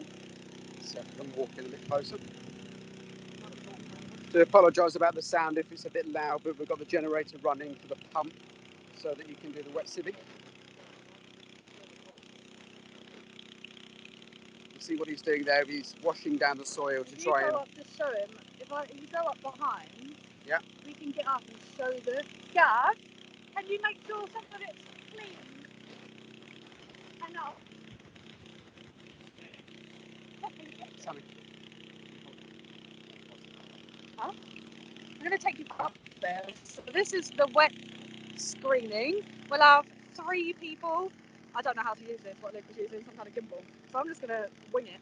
We've got 3 people that would stand here. We have Gavin doing our wet screening today. Obviously quite a messy, cheers for that, quite a messy process. So the items that are very clay or kind of wet, it's better suited to go through the wet screening. Actually gives us a better visual as well. So it looks a bit like this, a mud pie. I'm going to pass this to Luke so he can show you. But basically we've got water filter systems that gets pumped in and out. We do this all using natural sources. So was it yesterday that they got 9,000 litres of water? 9,000 litres from the canal yesterday. From the canal. So it's not just about digging, it's about getting involved with all the messy parts as well. So I'm going to pass you over to Luke and he can take you through how it goes through the boxes. You can't see Luke. Heidi. Up there, who would be over there, there you go. How it goes through that top sieve from the buckets and then how it gets filtered down. Oh, I can't show you there. Into this through here. Luke, don't know what I'm doing with this. Then you've got our piles. These are very heavy. We have to lift these once the silt has all settled. So again, not just digging. I'm going to pass you through the keyhole. Right, keep them in. Let me see if I can get this centered back out. So we've got Gav here. What he's doing, so I'll show you on this one if I can, just make sure we've got a bit of light. So on here will go the spoil that you're going to be sieving through. So you pour your bucket on here and then you gradually move some over here as much as you can get on there or as much as kind of suited to what the clay's like. You put it on here. You'll use the hose to then wash the clay and the soil. And hopefully if there's any artifacts in there, they'll start to appear at that point when it's been washed. All of that excess soil goes through, and like Sammy just said, it gets drained through the channels down here. The water that goes along with that soil will end up in this water trap here, and then eventually it'll get pumped out again when it needs to, when it fills up. And hopefully you can see again in there, in these bags is where that soil is trapped into, and then that's removed after the fact. It's worth pointing out, Sammy, that these are See if I can get back up. that we've been soaking these overnight. Oh yes, yeah. So as Tim already mentioned, the soil here is extremely hard, and it's hard to dig, but it's also hard to break up when you're trying to sieve. So what's been happening here, these have been being pre-soaked overnight just to help them go through the wet sieve a little bit easier, rather than kind of just sitting on top of the sieve. Gav's got some stuff in the sieve. I've got some stuff in my tray. Oh, lovely. There's no phone or anything in there. No, it's just, so basically you end up with a tray that looks a bit like this, with lots of bits of mud and things. You'll see, in fact, that's just come out of that bit of mud. There's a little bit of metal there. So out of this one, we've got that bit of metal, a little bit of probably plain, I'm sure. And then that's that older archaeology, they call it. So we're keeping that aside. And then you'll just end up eventually with these items removed and theoretically an empty tray or a tray full of stones and things like that. You literally tip them off into the bags below there, clean it down, and then start with the next bucket. It's quite a meticulous process. It's not just about getting the buckets, shoving it through a sieve, seeing what goes through the ends, and then chucking it. It's quite a meticulous process. So it takes time. It's not easy, especially in the dry sieving as well. It's not as easy because the colours of the stones that Gav just showed you there are quite prominent, whereas in the dry sieve, everything has a very similar colour to it. So it's about feeling things, feeling the weight of things. If you can see the colour, it's handy.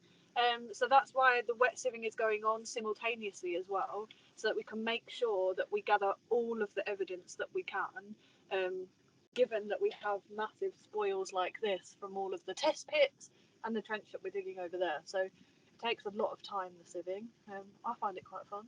Generally, only the most sort of competent and experienced people will be allowed to do the wet sieving. Well, we've got our very best man, Gavin, on it. Yeah. And there are thousands of seashells in here.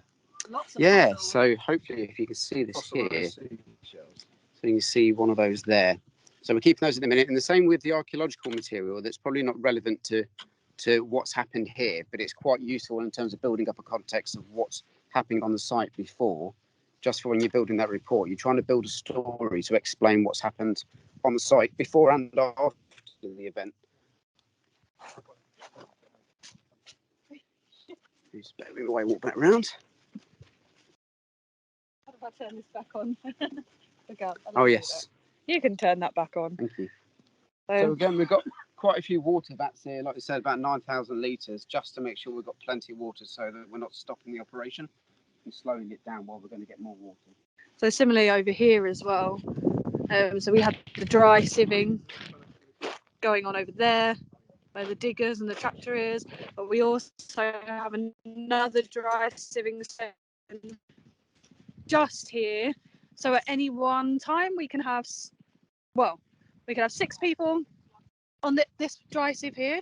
We can have 6 people over on the other dry sieve, along with 3 people wet sieving, and that means that the workload is more efficient and we can get through as much of the soil as possible to hopefully retrieve any associated evidence. So bear with me while Luke's just turning the generator back on.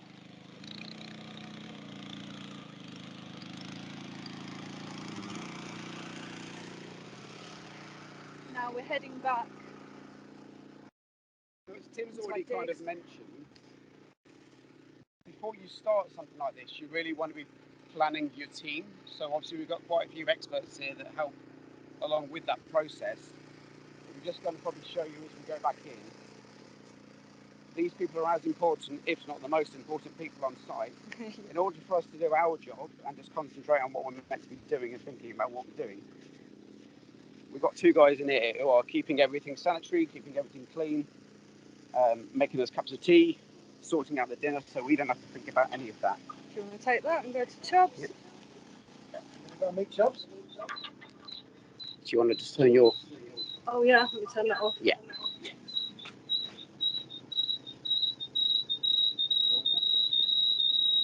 Bear with us. There we go, lovely. Right, so we've got the resident chef over here preparing dinner, and it already smells lovely. Welcome, I'm Paul, also known as Chubby. I served with Kent Police for 30 years, 28 of them as a detective in specialist crime, and ended up on the murder squad or the homicide team, as the Met call it. I still work for Kent Police now as a civilian investigator on a large Home Office inquiry. Obviously met Tim a couple of years ago when I retired from the police and went into the infrastructure industry for a year and a half, and obviously met Tim and deployed with him to a couple of other missions, and here we are. So my kind of role here is to help Tim as a site services and logistics manager. An army marches on its stomach, and that's one of the philosophies we like. What you got cooking? Problem solved soup for lunch, and we have a Thai chicken curry tonight. So we'll eat on the site about 6 o'clock tonight. We light the fire. By that time the sun's gone down, it's cold, but we all leave with a full stomach back ready for the morning. So Yeah. And that is why I've come back on deployment. It's sheerly for Chubb's dinners, because they are, no offence Luke, I do love your cooking, but this is probably, I mean, digging is fun, but the best part is Chubb's food. It gets us through every day. We need to know what's on the menu every day, and I'll keep coming to deployments purely for that fact. And last by certainly no means least, we've got Jonesy. Hello. So again, he kind of helps keep the site organised, running smoothly, making sure we're fed, making sure we're well trained as well, making sure everything's in the right place where it needs to be, just so we're understanding where we're picking stuff up from all the time rather than spending an hour looking and searching for it. But he also keeps us nice and hygienic as well. Hygienic, clean, and the bar stocked. Yes, the bar stocked, again, very important. Right, are you guys ready to go back? We're going to try it because I'm going to have to re-put up the lecture slides again, which are going to take a while. Right, so I'm just going to turn the camera off on here so we're going to get the last going again.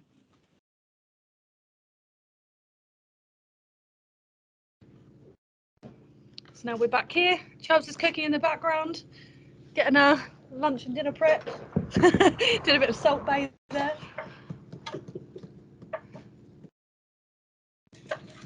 Trying to see if there's a more effective way. It's not on OneDrive, it's on my desktop. I put it on there, hopefully. If anyone knows me, you know my hatred towards OneDrive. I'm very proud of myself that no profanities have come out at this stage. Because they do in lectures when everything goes wrong.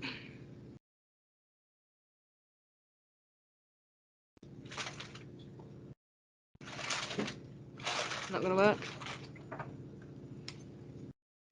It takes 5 minutes. Yeah. Try doing, you know, when it's the revised one, Yeah. you press copy rather than replace. No, makes no difference. So how did you find the site tour? Any questions that you've got from that while this is loading? Was it good to see something in action? Is it what you expected? Go on, Janice. It was really interesting. But how many people do you have on site? Because it's such a big site. I don't understand how you're going to get that done in a couple of weeks. Because it looks like it should go down quite deep, and it doesn't look as though you've got many people on site. So we have 13 here at the moment. We'll be going up to 17 to speed the process up a little bit, which I think is about the right number, because there are periods of inactivity and you potentially have people standing around. And when we first start in the first week, we have about half a dozen, and you kind of want to have a bit of a surge in the middle couple of weeks. So we'll be going up a little bit. I mean, I would prefer maybe a couple more, maybe not that many more, but as in everything in life, that there's budget restrictions to how many people you can have. You know, having another mouth to feed and another person to accommodate, the budget goes up, obviously. So there are limitations. There are no expectations for this site to be finished in one season. So that they would expect to have to return here again anyway. With the DPAA, is it always a 4-week turnover? No, so sometimes they'll do 6 weeks, sometimes they'll do 4 months. So it very much depends on the site and how much budget they've basically allocated that particular project. I think we might. Oh, thank you. How deep? Sorry, how deep are you expected to go? Because of the crates that have been filled in. There's a question that's very difficult to answer. What we do have here is that solid layer, that context 02, which is that limestone layer that is obviously incredibly hard. Now, it's not hard enough to stop a 30-ton aircraft pushing through it, but obviously it would take a lot of energy out of that impact. So we wouldn't expect it to penetrate that far. I would expect the crater at its deepest to be no more than 2 meters, possibly 3. But if you've got aircraft that's crashed on very soft soil, those engines that weigh the best part of a ton, could go 4, 5, 6 meters into the soil. But let's not forget that we're not actually interested in the engines. It's the crew that we're after, and they're going to be in an aircraft of this type. They're going to be in a bit of the aircraft that's not going to penetrate anywhere near as deep as that. On a fighter where the pilot normally sits behind the engine, they will follow that engine into the ground. So can be meters and meters into the ground. Thanks for that, Janice. Any other questions about the site itself? I've got, looks like there's a chat. The staff said it was mad seeing actual buckles and parachutes and pieces of fuselage. Can almost put a story together by these tiny artifacts. Yeah, it is. You can. You're absolutely right. And there was a couple of other bits over there which I actually forgot to point out. So sticking out the ground near the centre of that excavation is a fabric, and it's fabric from a. Sorry about the chef in the background there. It's fabric from a flak jacket. So flak jackets were worn by the crew to protect them from flying projectiles from anti-aircraft fire.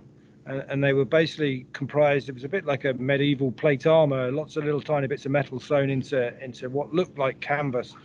And there's a little bit of that sticking out.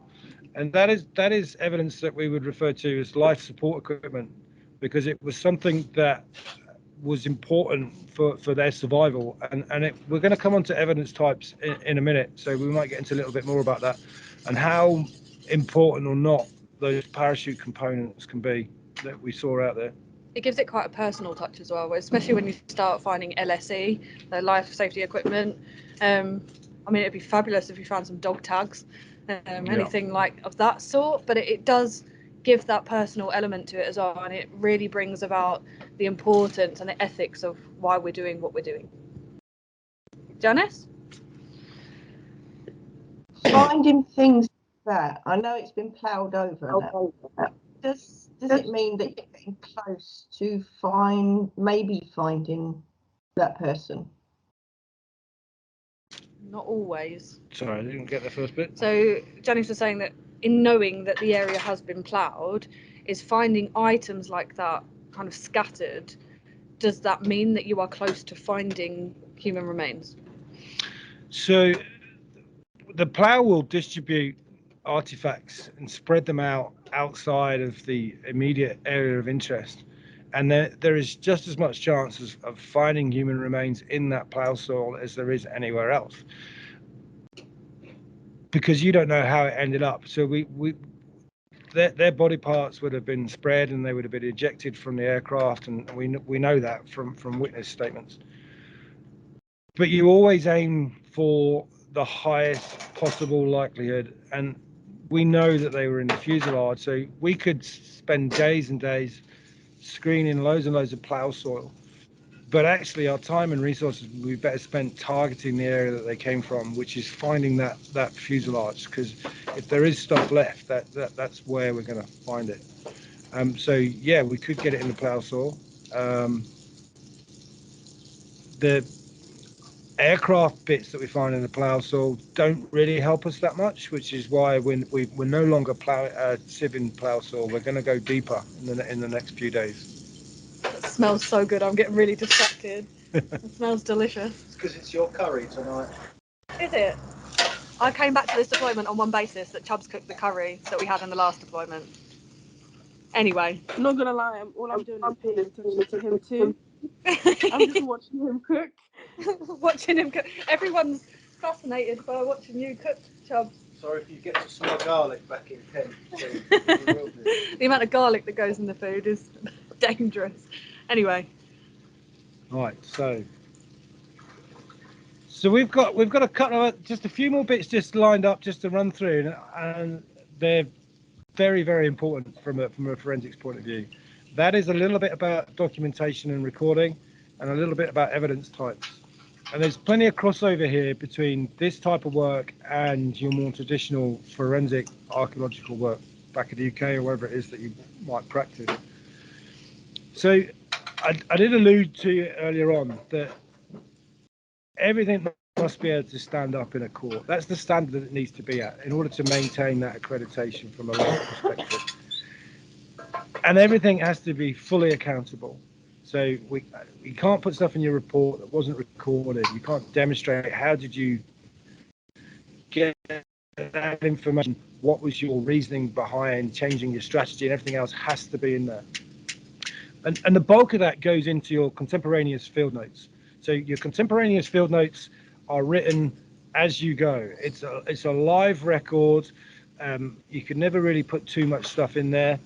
There's a reasonable amount of writing that goes on all the time, recording what you see, what you don't see, why you've decided to open up a new unit here without completing the other unit over there. Everything has to be justified.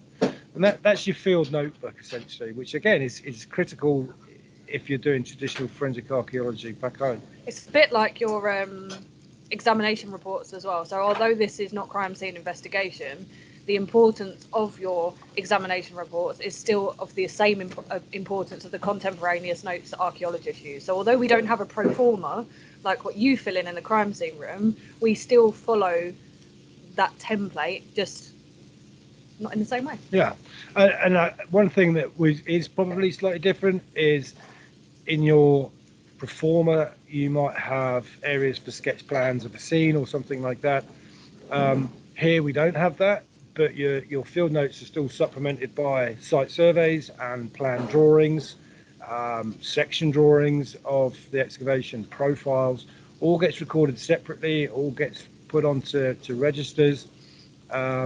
All has to have all the right information on to tie it back into the case. It's very much treated exactly the same. And as we said earlier, all of that, once it gets submitted, is all subjected to peer review, and gets pulled apart a little bit, and rightfully so. Comes back for proposed amendments before it then gets put onto the IDPF file, which is the file that we showed you earlier on, basically. Like Tim was saying, you can't have something that's not in your contemporaneous notes in your report, because then they'll come back. The reason why it's peer reviewed is they'll come back and say, okay, why is this not appearing in this section, but it is in this section? Then either some justification needs doing, or it just doesn't go in there. Wasn't your report like the size of a thesis that you just done as well? The last one was about 10,000 words, so there's a huge amount of work that goes into writing it up. There's some examples of the sorts of stuff that you'd need to be thinking about in terms of in your daily notebook. Obviously, we won't go through them one by one, but there's nothing in there that should really come as a surprise.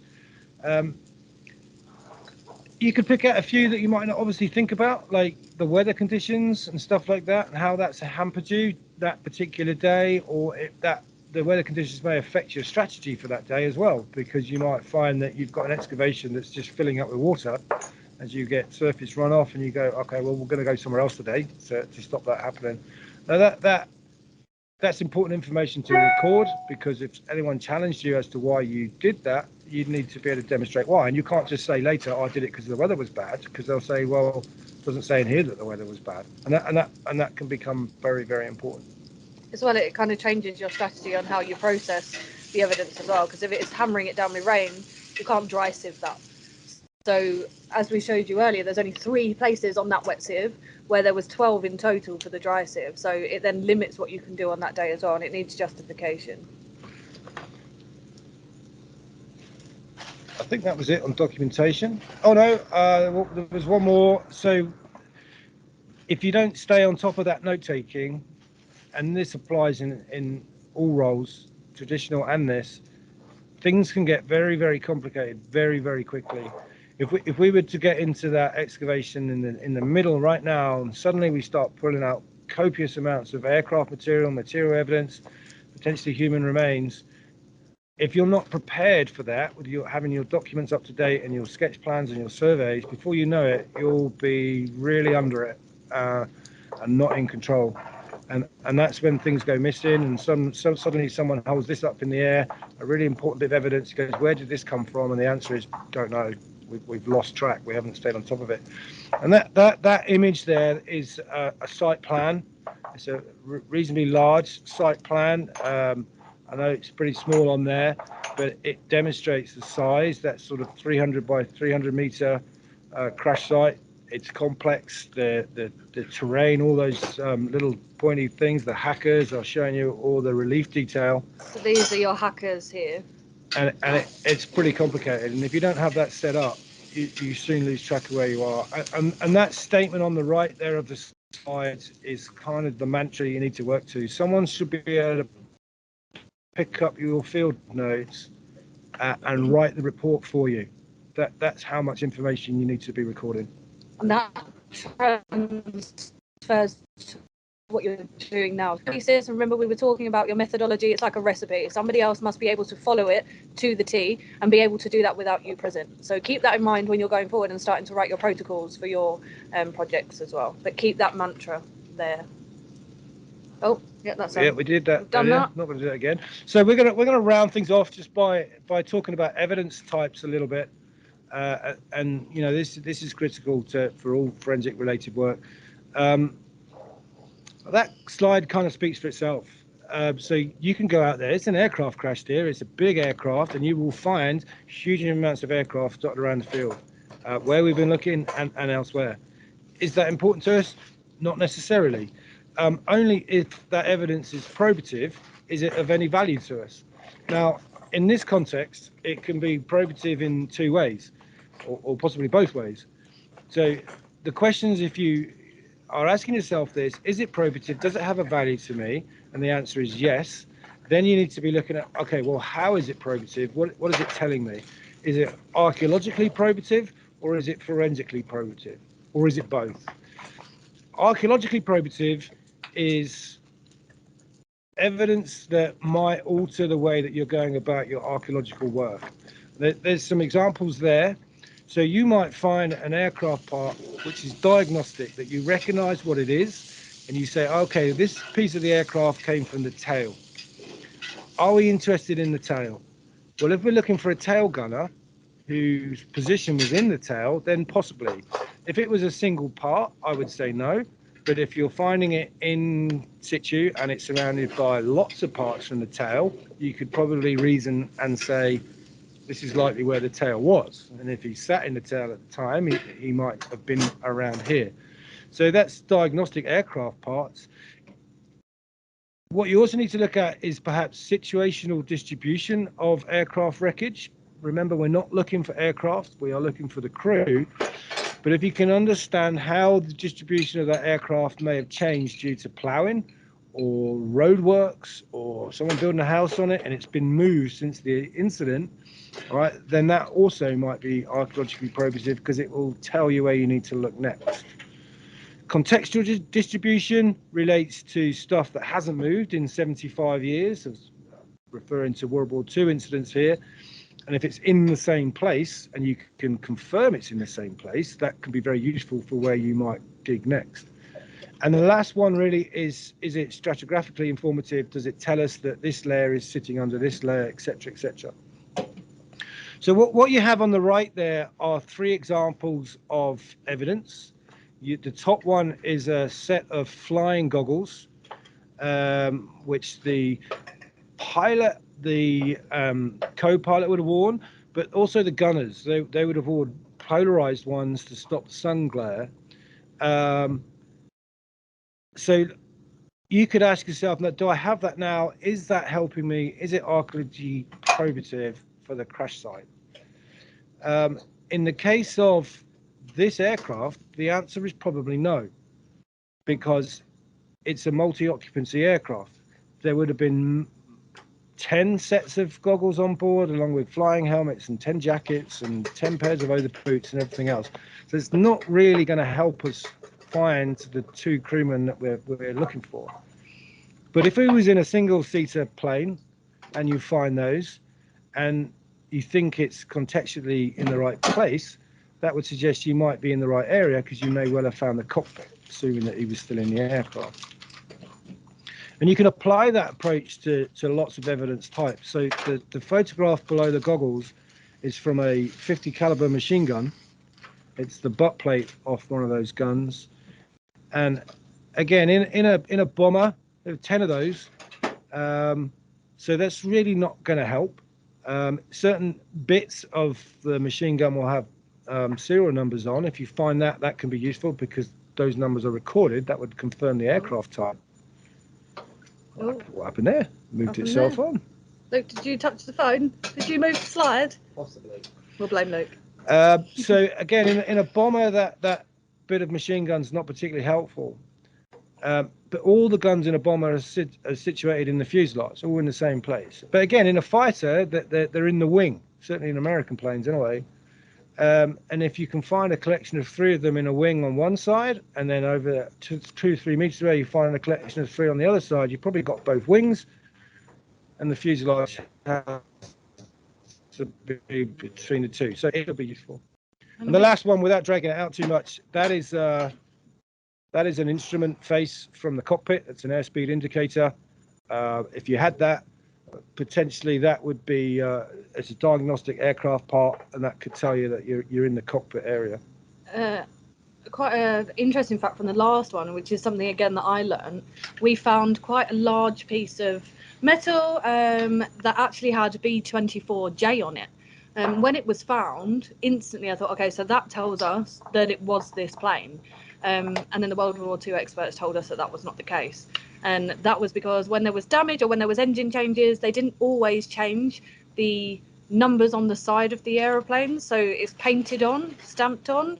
So they would change crew, or they would change missions, they'd change the engines or different parts, alter the plane, but they didn't change that. So finding B24J doesn't necessarily mean that we found the plane that we're looking for.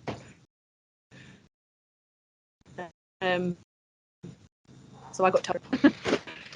When it comes to forensically probative as opposed to archaeological probative, what we're meaning here is stuff that actually will help us achieve the objectives of the deployment.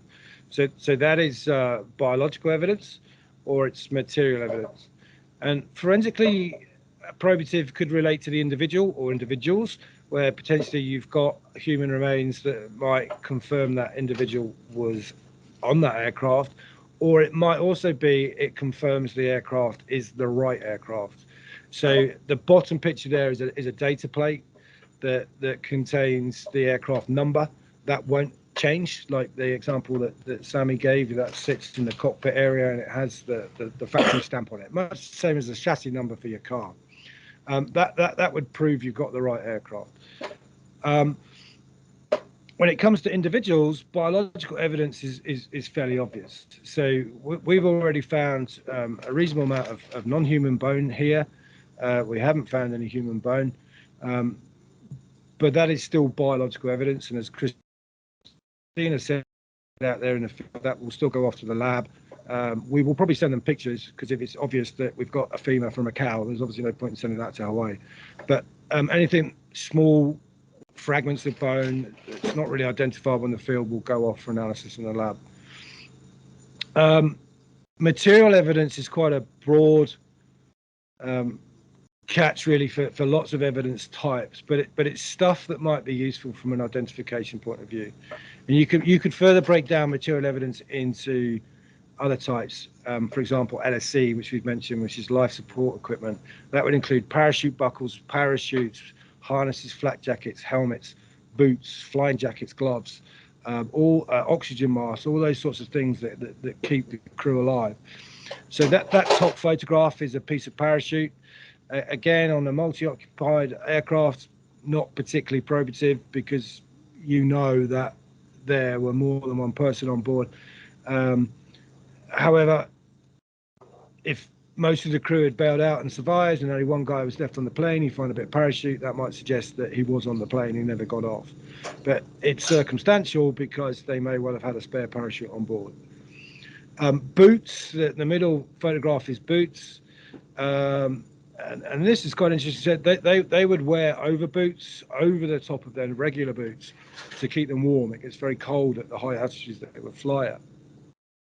Before they bail out of the aircraft, they would take off their over boots and throw them around the plane. So those are not particularly useful. But if you find, and this is, I think they're over boots, if I remember rightly, if you find the issued boots, the ones they'd wear under those, clearly they wouldn't take those off before jumping out of the plane. So more evidence if you needed it to be able to recognise what you're looking at. It's very, very important. But could you argue, so you said about the crossover between forensically probative and archaeologically probative, if we're looking for 3 people, for example, and we found the shoes that they should be wearing, that's not indicative that there's a person there. Or No. it could be that there's a person there, but not the person that we're looking for, because they might have shared boots or... There's all those things that can happen. I mean, you can look for names on bits of equipment, you know, service people write names on stuff to stop others from nicking it. But there's nothing to say that they didn't lend it to someone, or someone borrowed it, or someone stole it with a name. So names are useful, but it's still circumstantial. But if you do find boots, even if it's over boots or flak jackets that have been taken off before they jump out the plane, it does tell you that you're probably in the fuselage area, which is useful. So, and the picture on the right is obviously biological remains, which goes off for further analysis. Things that you don't want to find. So that is a 130-pound high explosive bomb that has not exploded during the crash. This is an aircraft that landed with all its bomb load still on board. And clearly there is a risk for that. There has to be procedures in place for dealing with that. You know, it's sat there. That is literally It's not far from 2 to 3 centimeters below the surface. We'd actually been walking on that for about 2 weeks before we realised it was there. We had no clue. And then the local authorities obviously then get involved with the police and their bomb disposal teams, and they were very good on that particular site and disposed of it very, very quickly. This one here, this aircraft, we know it didn't have any bombs on it, but we are already finding stuff from the cargo that still has the potential to have explosives in it, and hand grenades is the big concern here. Let's hope no one sievs one of those. No. And that's that same bomb lifted out in the back of the bomb disposal truck, just to give you an idea of the size of it. And as bombs go from these aircraft, that's a baby. It's really small. You say a baby. Tim's daughter said that this looked like a little pig. She did. She saw it. And said, So "Looks a like pig in the mud before, and then a little piglet, and now that's all I can see. You know, I make weird analogies for things, so bombs look like piglets. And these are just some these are just some pictures sort of thrown in. There's a bomb release button. You might be able to work that out in the top left there. That's the button.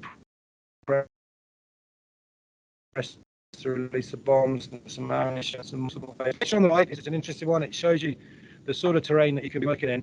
Incredibly steep. I'm not going to go so far as to say dangerous, but you have to be careful when working in that sort of environment, because if you're not, then it is dangerous.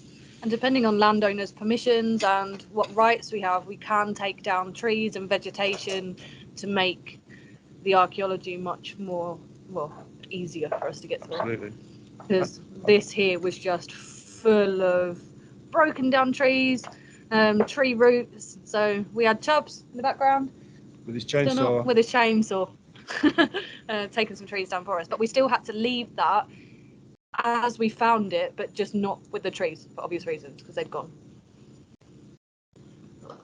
Here, that 50. That's a double clip. 2 50 caliber ammunition rounds there, still clipped together. I think that's an altimeter. That's a gauge. Yeah, another gauge face. Yeah, these pictures are not there for any real reason other to say that this has to be some of the most rewarding work I've ever done. I've been privileged enough to do some fantastic jobs, sites, both in a traditional forensics environment and this more niche stuff. And this is up there with the top of them. It's all about the people, and it's all about getting the right people, the right skills to come together, share knowledge and learn from each other, and it goes really well. And yeah, we're always looking for people, the right people. Yeah, it's definitely, and I think some of you guys would have noticed the difference as well when I'd come back from the last deployment, being in a team of 12, 17 people who are here because they want to be here, not because they have to be here. Like Tim said earlier, we are not here for any monetary gain. We're here to do a good deed pretty much, and everyone is just interested, wants to learn. So we're bouncing ideas off each other all the time. There's no hierarchy, which is great. There's no, obviously there is a boss, I suppose, but there's no one trying to dump on anybody else that's maybe doing something in an incorrect way. We're all here to learn from each other, and that is really niche. A forensic setting can be competitive, and in all honesty, it can be quite mentally draining sometimes, whereas here it is the complete opposite. Even though we are working really long hours and sometimes in horrendous terrain and weather, we will still sit outside at lunchtime, we'll still be laughing, having a joke. Dinner time, we'll have a fire pit, we'll have a beer, and then even after that we go back to the hotel and we're all still together. Nobody goes back and sits on their own, and it's like a little family. It sounds really cliche, but it really is. If I could live on sites like this all the time, I would. But there we go, we can't. And that is it from us. I can't believe we nearly made it to 3 hours. Really? We didn't think we was going to make it anywhere near. So that is the end. Now's the time for questions for anyone. For me, Tim, Chubbs, Luke, anyone, anything about the site? Or you're all exhausted from listening to us speak all the time? It's really interesting. As I've done a little bit, touched on a little bit of archaeology before I came to uni, but it just amazes me how different it can be to what I was doing, looking for Roman stuff, to what you're doing, looking for World War II. Do you go all over the world, or is it just Europe that you're looking for? I've only worked in Europe. DPAA work all over the world, so they have various partners based all over the place. They do a huge amount of work in the Pacific, due to the campaigns in the Pacific with all the island hopping that went on out there. But yeah, I mean, they work everywhere, absolutely everywhere. Up in the Arctic, up mountains, they do some crazy stuff. We'll look in the Thank chat. you. You want to find who you're looking. I mean, there's nothing that when we spoke about the DPAA today, there's nothing that you can't read more about on their website. So I think on the first page where you had the DPAA logo, I put their web address on there. You can go on there. They've got a Facebook account. You can read a bit more about what they do and how they do it, if you're interested in finding out more. No. Any other questions before we go and demolish Chubbs' estate? How long does it approximately take from when you get the information to when you get to dig? That depends on whether there's been any global pandemics, really. So it can be quite quick, or it can take quite a long time. Obviously, COVID caused huge problems with this one. We were supposed to be doing this, I think, in April this year, and it got delayed to July, and then we had to push it back to October because we had another one going on in Austria. You do get a reasonable amount of time, and a lot of the planning for the European jobs works out quite well because the planning takes place over winter, so you get everything you need, and then you're planning to do it when the weather's a bit fairer. So a reasonable amount of time. Thanks for that, Michelle. Any others? You don't have to put it in the chat. You can put your hand up and just talk through the mic. Or you're all fed up of us. I can't see anyone typing, can you? Oh, Janice again. Go on, Janice. Does every single piece that you find, every little tiny piece, go back with you to the DPAA? Good question. That's a very good question. The answer is no. So, as I said before, that the aircraft is of no interest to the DPAA. It's only the crew that are interested in. So, what happens to it? So there's a gazillion bits of aircraft out there right now, and a small fraction of that may be useful from a forensic perspective. Identifying the aircraft is about it.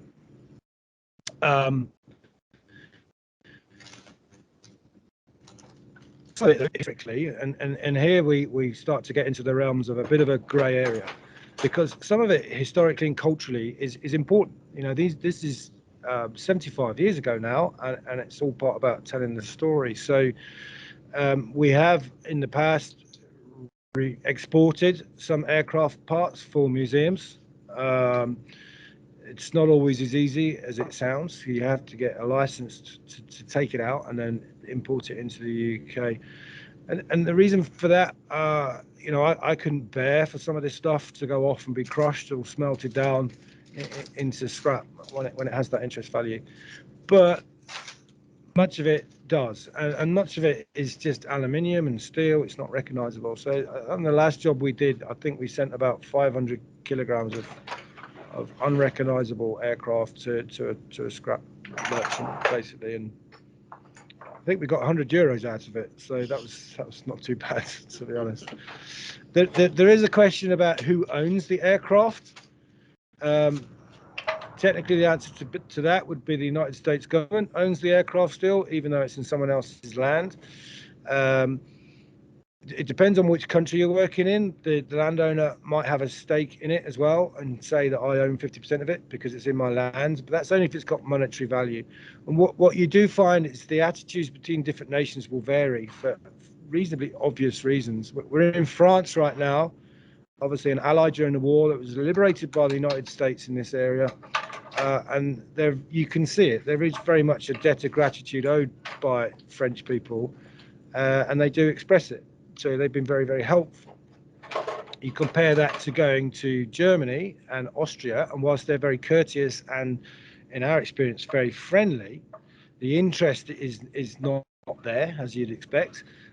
You certainly wouldn't have a huge amount of interest in the aircraft as a relic. So it does differ from country to country. It was a very long-winded answer, but I think that answers it. That's a very good question, to be fair. Thank you.